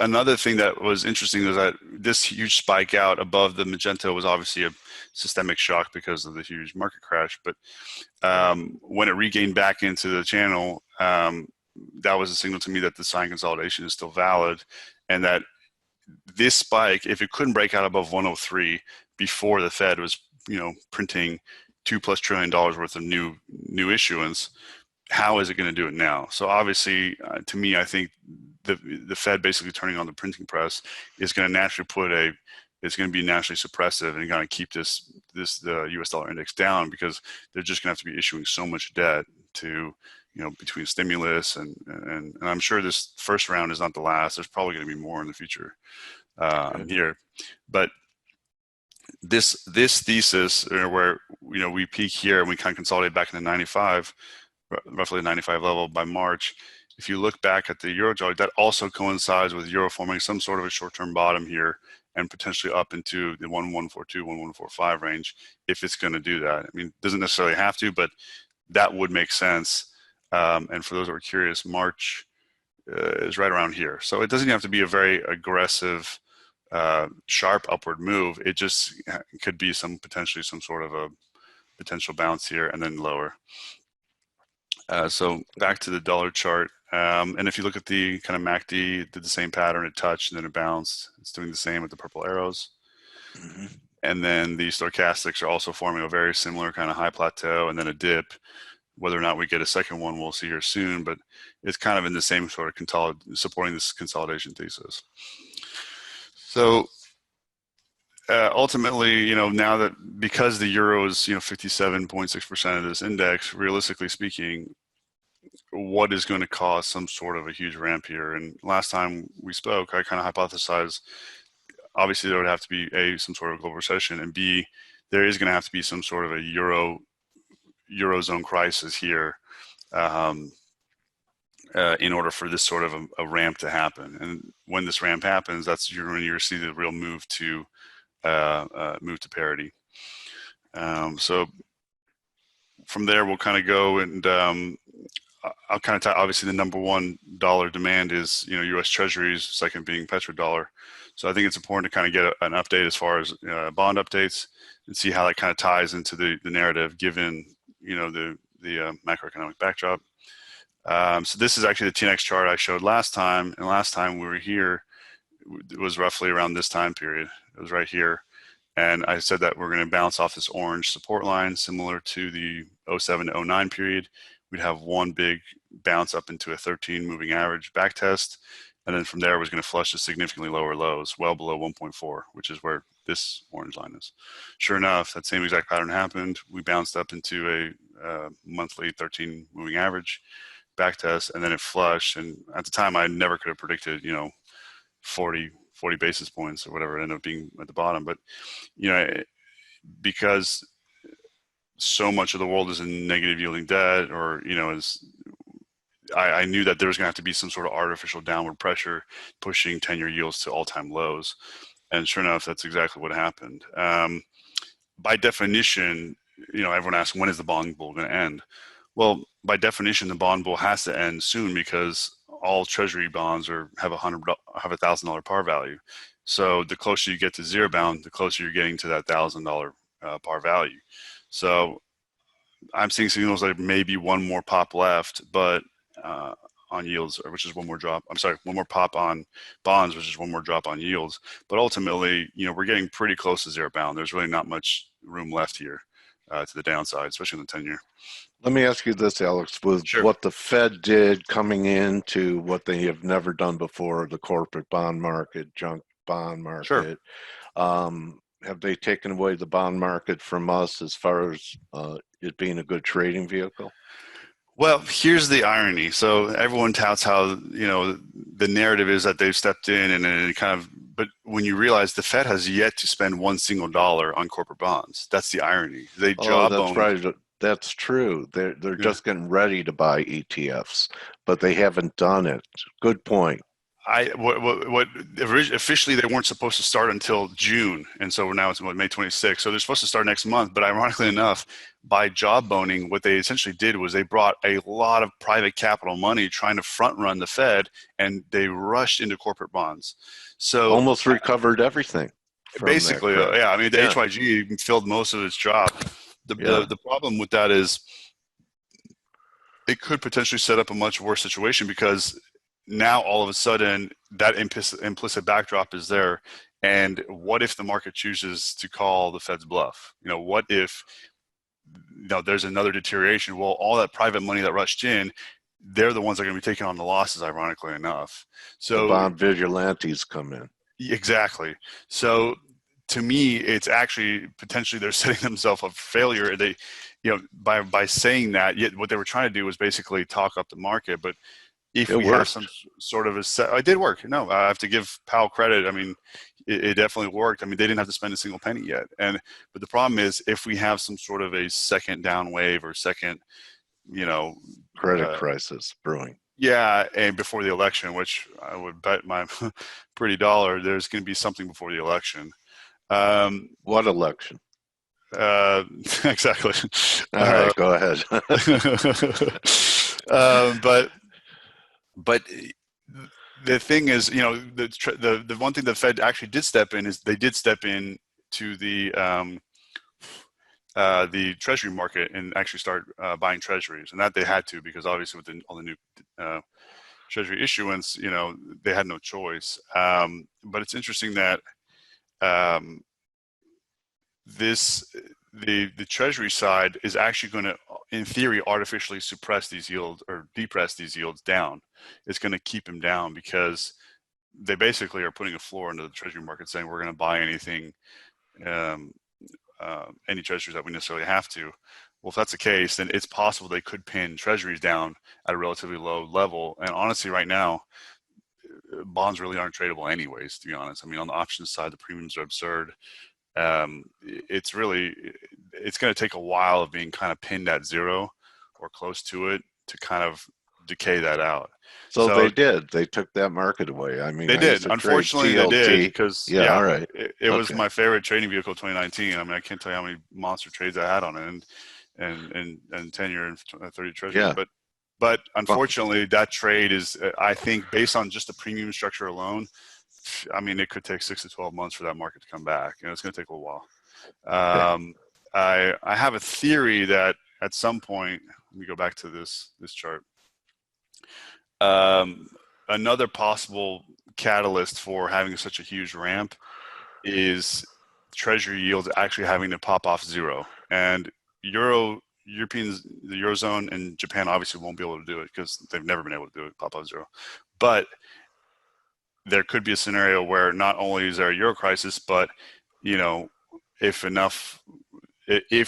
our yields were to pop off zero, all of a sudden that would start putting upward pressure on the dollar. You could also see some kind of acceleration to the upside as well. So if that's the case, we March 2021 timeline and soon thereafter, that's kind of a good target of when they could potentially start to pop off. And it may take a little bit longer than that, who knows, but that's just another possible theory. At this point, there's no, we can't predict that. It's impossible at this point, but that is another possibility. And then, so kind of how does all this kind of tie together? So I kind of want to go through, gold and Bitcoin, just kind of take a brief touch on this one, how it kind of ties into the whole narrative and to kind of do a total market cap capitalization reality check. And this, last time I kind of used this slide to kind of signify or the difference between, you know, perception and reality and Bitcoin and gold. And ironically, the very first time we talked back in August of last year, sorry, May of last year, it was Bitcoin's market cap right here was 185 billion. So from that period to August of last year, it went up down to 171 billion. So even from May to August last year, total market capitalization of Bitcoin went down. And then again, from then till now, it's down another 10 billion. So we went from 185 billion total market cap of Bitcoin down to 161 billion now. Well, in that same time period, because of gold's massive ramp, we went from originally 7.07 trillion up to 8.45 trillion, and then now we're at 10.64 trillion. So that went originally from a market cap, a multiple of 38x back in April, sorry, May, to 49x in August, and now we're all the way up at a 66x multiple of market cap versus Bitcoin. So for everyone talking about, you know, a lot of the buzz is, you know, Bitcoin is going to take over the world and they're going to go to the moon, et cetera, et cetera. Well, if we actually look at the data, I hypothesized last time that gold is actually going to be used as a weapon against Bitcoin. And central banks have, every central bank in the world has gold in the vaults, whereas none have Bitcoin. So I hypothesized at that time that why would they, you know, they're much more incentivized to allow gold to naturally appreciate to its real value versus allowing a secondary or third party cryptocurrency to take that role. And that's also when we talked about, you know, sovereign coins and nationalized crypto coins, governmental crypto coins. So I think this is kind of putting a little bit of ice water in the whole debate that, you know, somehow Bitcoin is going to, at least thus far, you know, magically, you know, just, you know, go exponential when, and here's the other ironic point I want to make here is that if you look at Bitcoin, it's ironic that Bitcoin is highly concentrated. Of 90% of the total market cap is in roughly 360 accounts. So it's a highly concentrated cornered market, and whereas gold is, you know, global and universal. And it's ironic that the very instrument that's manipulated to be higher is actually down, whereas gold that is constantly being manipulated to the downside by central banks is the one that actually moved up. Good so you point. Have one, yeah, so one that's being artificially propped up through basically artificial scarcity actually dropped down, you know, roughly 25 billion, whereas gold actually went up. Actually on a, just from last May till now, gold is up 50.5% on a market cap basis. So it's up, literally up 51% in the same time period that Bitcoin actually drops. So that's what's giving you this extreme multiple 66 times. And even if you look at the gold silver ratio, I mean, the gold silver ratio spiked all the way up to 126. Yeah. And for the longest time, people said it wasn't going to pass 100. So you have to understand how gold kind of ties into the entire narrative of this kind of global Forex parity. And ultimately, I said last time, gold is, I believe, is a currency. I don't view it as a commodity. Whereas ironically, I view Bitcoin as a digital commodity. I don't view it as a currency. So when you look at it from that perspective, it's really not that difference. And the other thing I kind of want to talk about here is last time we spoke, which is this gray vertical line, I said that gold was going to start to appreciate more than Bitcoin was on a relative basis, and that ultimately central banks could use gold as a potential weapon against Bitcoin because it served their interest. And sure enough, since then, you've seen this kind of upward trajectory of the gold Bitcoin ratio. In fact, recently it spiked all the way up to roughly 31%, but recently it's kind of dropped back down. But it's in this upward rising channel, and the MACD is kind of crossing bullish here. So it could be a signal of another possible bottom before the next move up. So this so far is kind of tying into the narrative as well that, you know, gold is starting to reestablish itself in the global monetary order in ways that it hasn't, honestly, since the 1970s. And then if we look here at this is a Bitcoin weekly chart. This is the reason Bitcoin has faced a lot of resistance recently is because it's facing its most major macro resistant trend line, which goes all the way back to the all-time high here at roughly 19,000. So it hit this major trend line, and thus far, it's rejected so far. What if we break out? If we break out purely on a technical basis, anytime you have a breakout like this, you revisit the highs. However, I'm still suspect whether that's going to happen, because everyone's been talking recently of the halving, and how the halving is, for those that aren't aware, halving is when the mining proceeds from the mining basically gets cut in half, and it creates sort of a digital artificial scarcity, and makes mining more expensive, thus reducing the further additional supply, and kind of essentially slows down the rate of extraction. But it does it in a kind of computational form. Well, a lot of this, this could end up being a potential buy the rumor, sell the news sort of moment. If we had this huge ramp up into the halving, and then all of a sudden we're having multiple rejections here on the trend line. So I will. Nice look. Thank you. I appreciate it.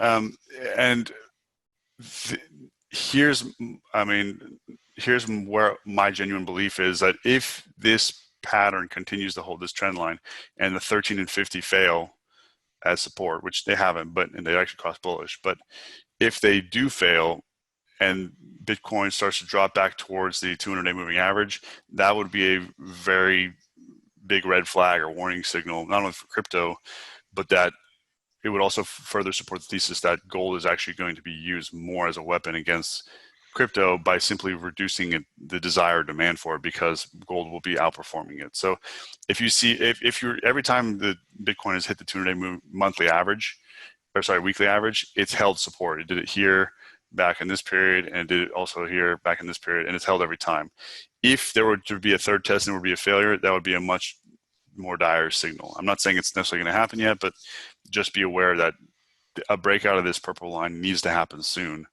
Otherwise, that would spell serious trouble for Bitcoin. Okay.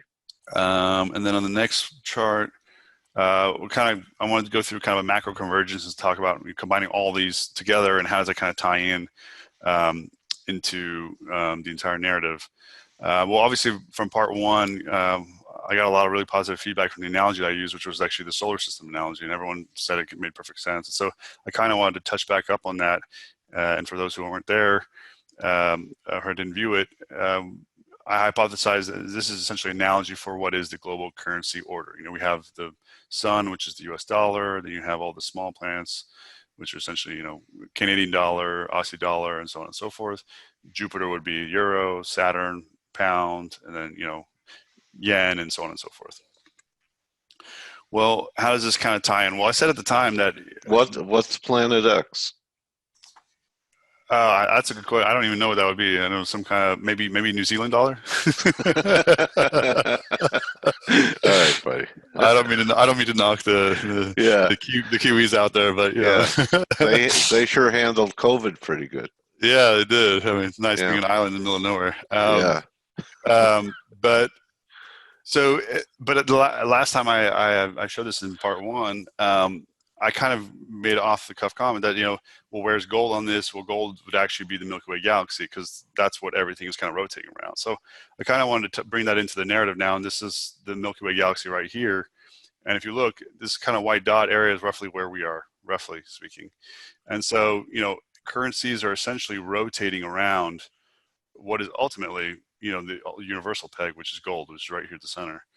And what I'm going to show, the chart I'm going to show next, kind of shows how all world currencies are now starting to move in correlation with gold in a way that it hasn't. Same orbit. Yeah, exactly. And so this chart is a weekly version of the other chart that I showed, the DXY US dollar index. Yeah. And for the longest time, this was essentially an inverse indicator of gold. I mean, anytime it popped, gold would drop, and so on and so forth. And so the previous all-time high in 2011 was right here when the DXY was at 72. It consolidated, and then it broke out, and then multiple tests, and then it pulled back. Well, the next higher low of the DXY was a lower high on gold. That makes perfect sense, because as DXY goes high, dollar is higher, gold should in theory go down. And that was when had that kind of 1360 5-year resistance trend line period. This is where that happened. This is back in 2018.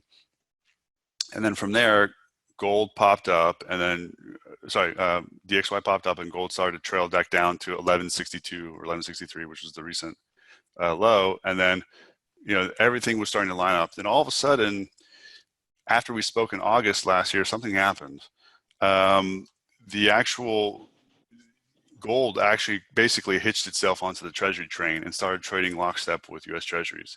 And once that happened, it completely started to break the long-term DXY gold inverse relationship in a way that it hasn't in a very long time. And to me, that's a signal of gold starting to reassert itself within the global monetary order. Because if you look here on the recent spike, gold popped up to roughly, it's at 1730 now. But even when it had that huge spike, the DXY spike to 103, well, gold only bottomed at 1480 roughly. It was in the high 1400s. That doesn't make any sense. If this chart were to be on a one-to-one basis, relationship accurate, that would not have been possible. And yet here we are, the DXY is roughly at 100, and we're back up to 17 and 30. So gold is now starting to kind of, as currencies are, all global currencies in the basket are starting to drop, gold is now starting to reassert itself back, making it stronger. It's moving up relative to all currencies globally, because ultimately that's what that's what this this chart is signaling. Sorry, I apologize. Is that gold is now reasserting itself. It's becoming much stronger, and now all global currencies are being weakened. And I hypothesized last time in part 2 that ultimately the primary purpose of a global unified world currency is ultimately to create a two-tiered system. And that gold was going to actually increase significantly in value relative to all world currencies. And sure enough, up until recently, there was no signal of that, but late in fall, that crack finally started to form, and that's actually where we're at now. So, and keep in mind, if we have this kind of dollar consolidation thesis back into 95 into March of next year, that's only going to be even further supportive and bullish for gold. Because if gold's rising in a rising dollar environment, one can only imagine what's going to happen when it enters a consolidative pattern, a falling environment. So this is kind of also supporting the theory that gold is continuing to rise or ascend.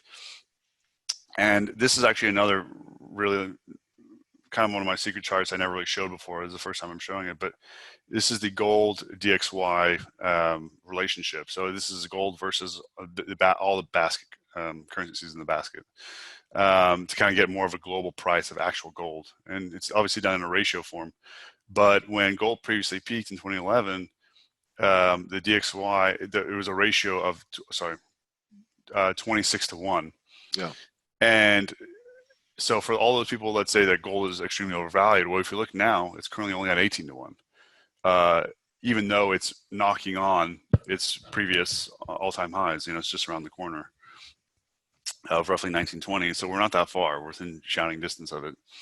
And more importantly, if you look at the actual structure of this base, this consolidated base here, it's actually much healthier than previous ones, because you're getting a smooth moving arc upward on the upper Bollinger Band, and there's a lot of pressure is building on gold. It actually broke out from this bull channel. It's now starting to move higher. And even if you look at the stochastics here, well, we've never had a period where it actually sustained above the 80 line. So this is actually the most bullish on the last 12-year basis that gold has been. And if you look at the MACD, same thing. It's been this beautiful, smooth, accelerating arc where the gap continues to widen. To me, this signals that gold is nowhere near overvalued yet. It still has a lot to move to the upside. What's your view on governments confiscating gold? Because no personal individuals actually own any of it. It's not like it was in the after in the 1930s and 40s. Yeah, I don't I just don't see that happening, because back then, people have to remember, banks weren't very safe, so everyone actually held a lot of their wealth in actual physical bullion or gold.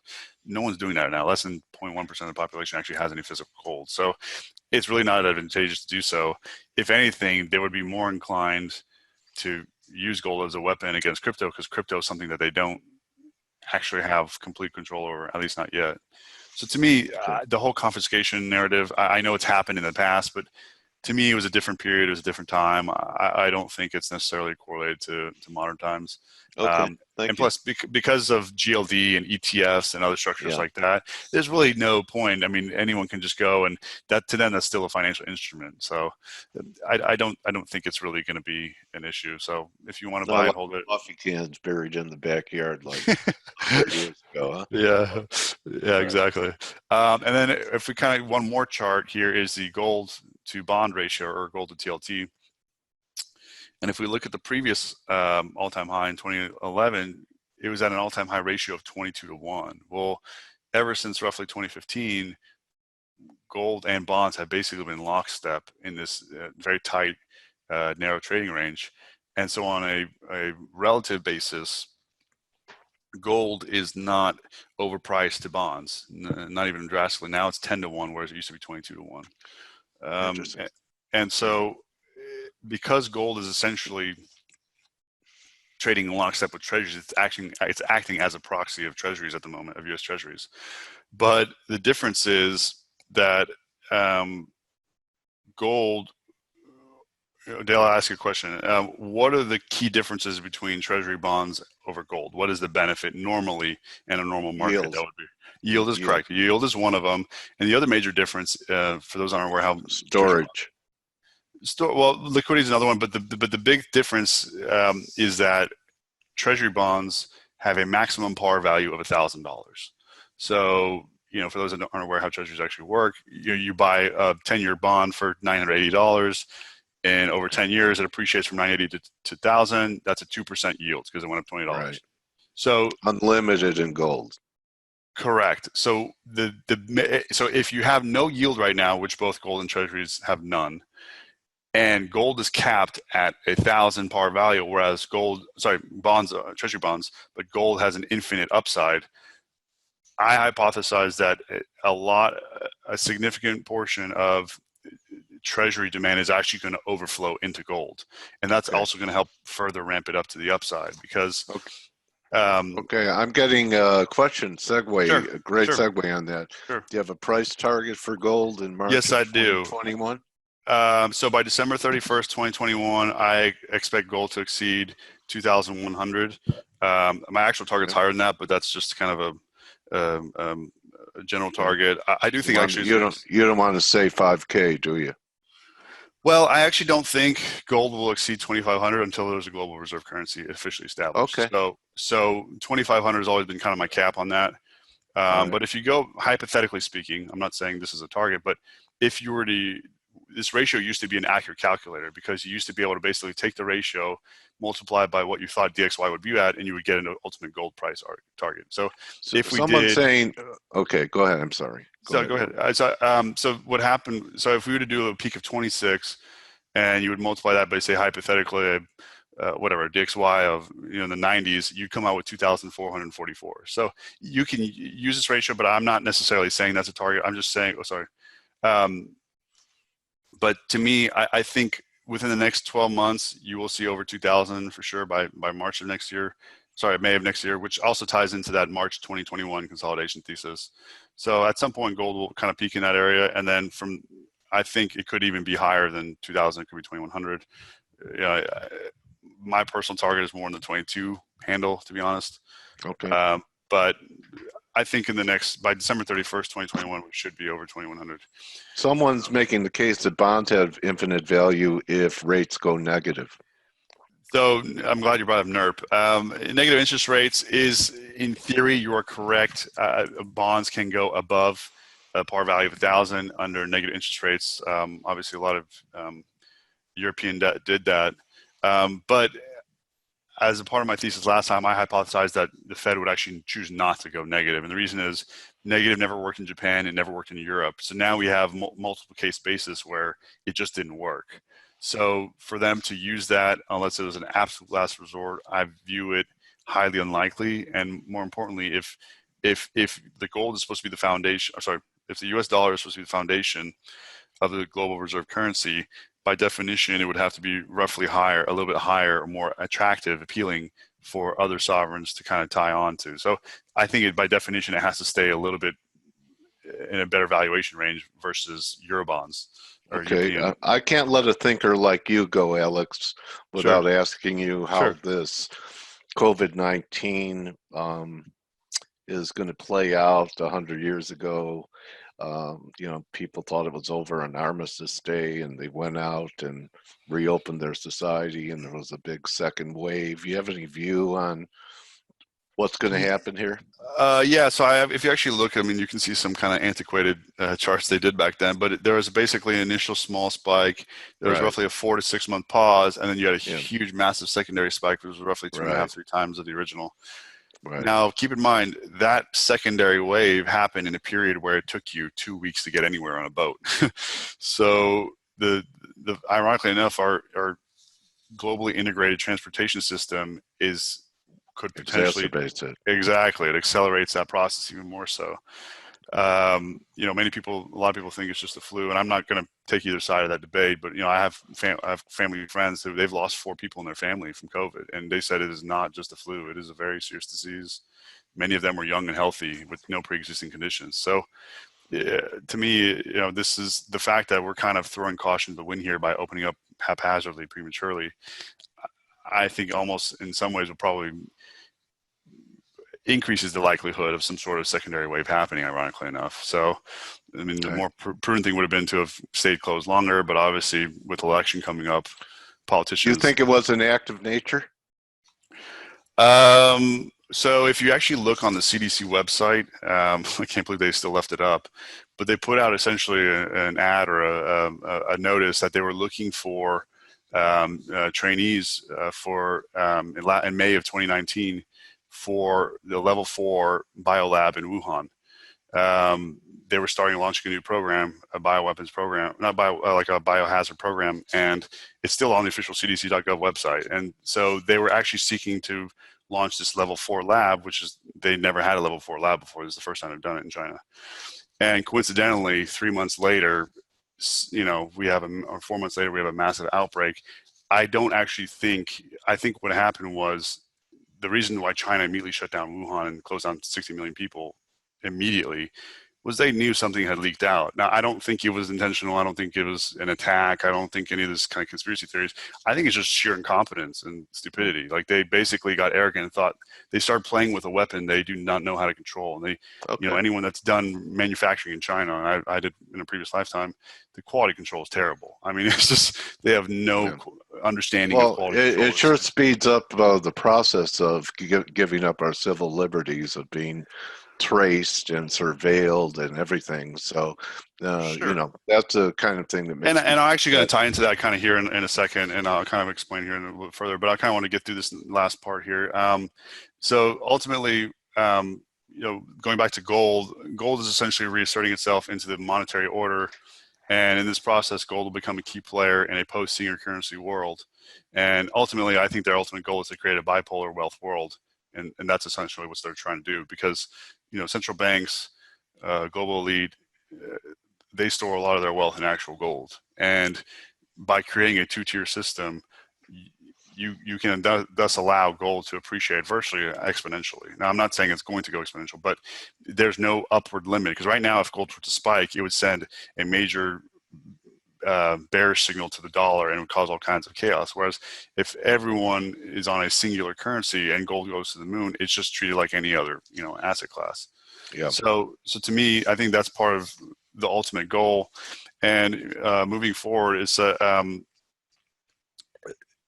you know, the other thing is that, you know, on a relative basis, there's never been a better fundamental backdrop for gold, because, you know, in the 1970s, you know, we had 2 wars that we had to pay for, and we had to kind of monetize the war debts, and that created a huge inflationary wave in the 70s that you know, caused the initial massive ramp of gold all the way from, you know, whatever it was, 35 an ounce to 800 roughly.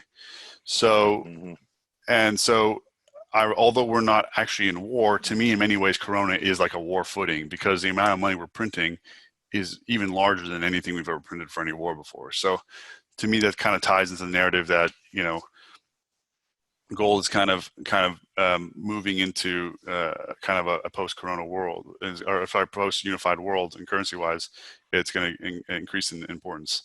And then tying corona back into it, I will in a second. But in conclusion, you know, the global forex parity thesis is starting to actually play out. You know, right now we're in that kind of consolidation period, and last time I hypothesized that parity window was between April 2019 and March 2025. Well, if you take the median of those two numbers, the halfway point is roughly March 2022. To me, that would be a logical target, or roughly a high probability period target for that period to happen. And then right now we're seeing cyan consolidation into March 2021. What's the definition of cyan? It's just the color on my chart. Just you know, that little period, that like big circle. I don't know what else to call it, so that's just what I call it. Okay. But it's this kind of consolidation period.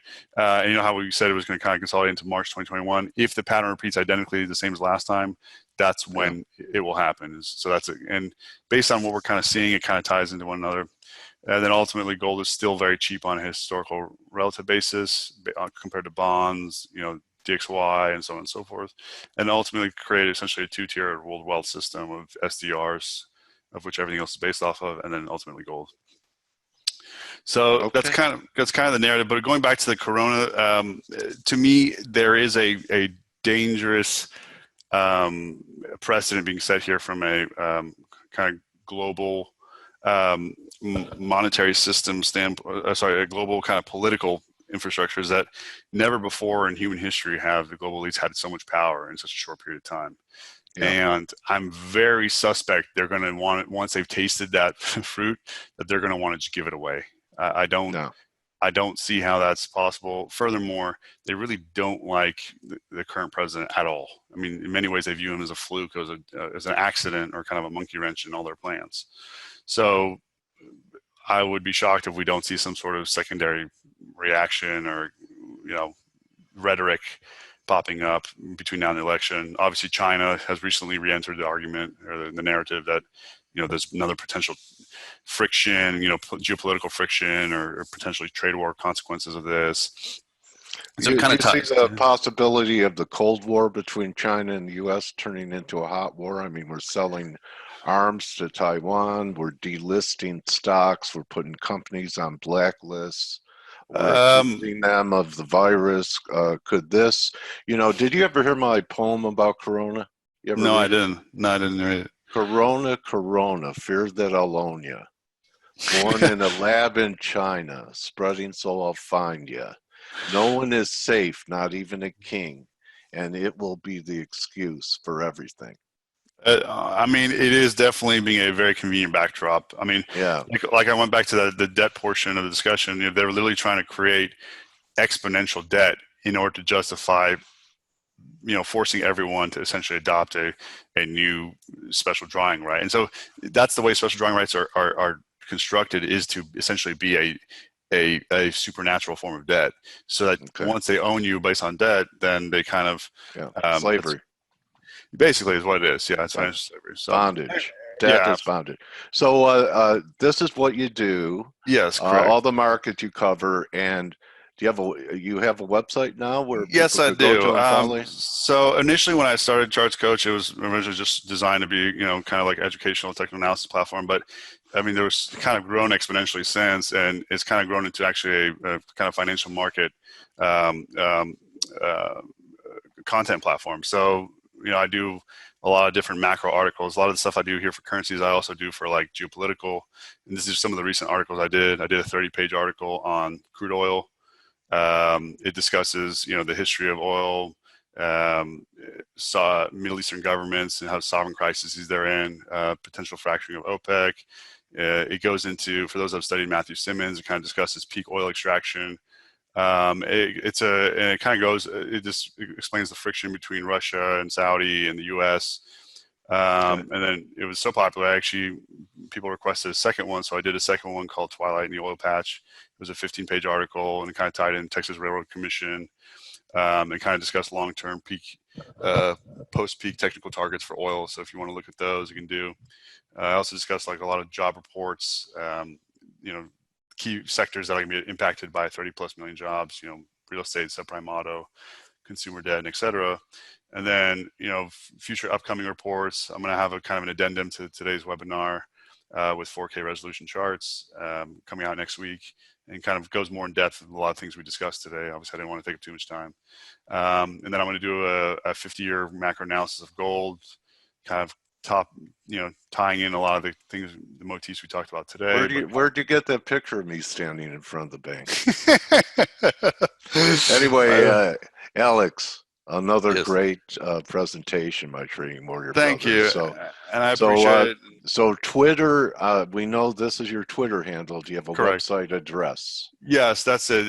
Chartscoach.com, charts plural. Okay. So it's chartscoach.com, and then you gain access to everything's all inclusive. It's basically just give it away at cost just for educational purposes. But I mean, we do a lot of macro analysis and kind of just more geopolitical, all those kinds of fun things to discuss, and kind of more on a bird's eye view of the global economy and whatnot. So thanks for sharing another insightful interview with us today, Alex. I appreciate it. I really appreciate it. Thank you so much. Obviously, stay safe and happy, and hopefully, God willing, you stay out of trouble and kind of avoid a lot of this chaos. All right, buddy. Well, that's a wrap, everyone. Again, you can follow Alex at Mystery Trader 99 and www.chartscoach.com. So from one coach to another, may our words and what we teach create people being independent of us and anyone else. God That's willing. my hope. God willing. Buddy. Mine too. Take care, brother. All right, man. Okay, everyone, that's a wrap. Hope you enjoyed it. It'll be out on video soon. And we'll see you for Turnaround Wednesday tomorrow. You're very welcome, guys. Adios.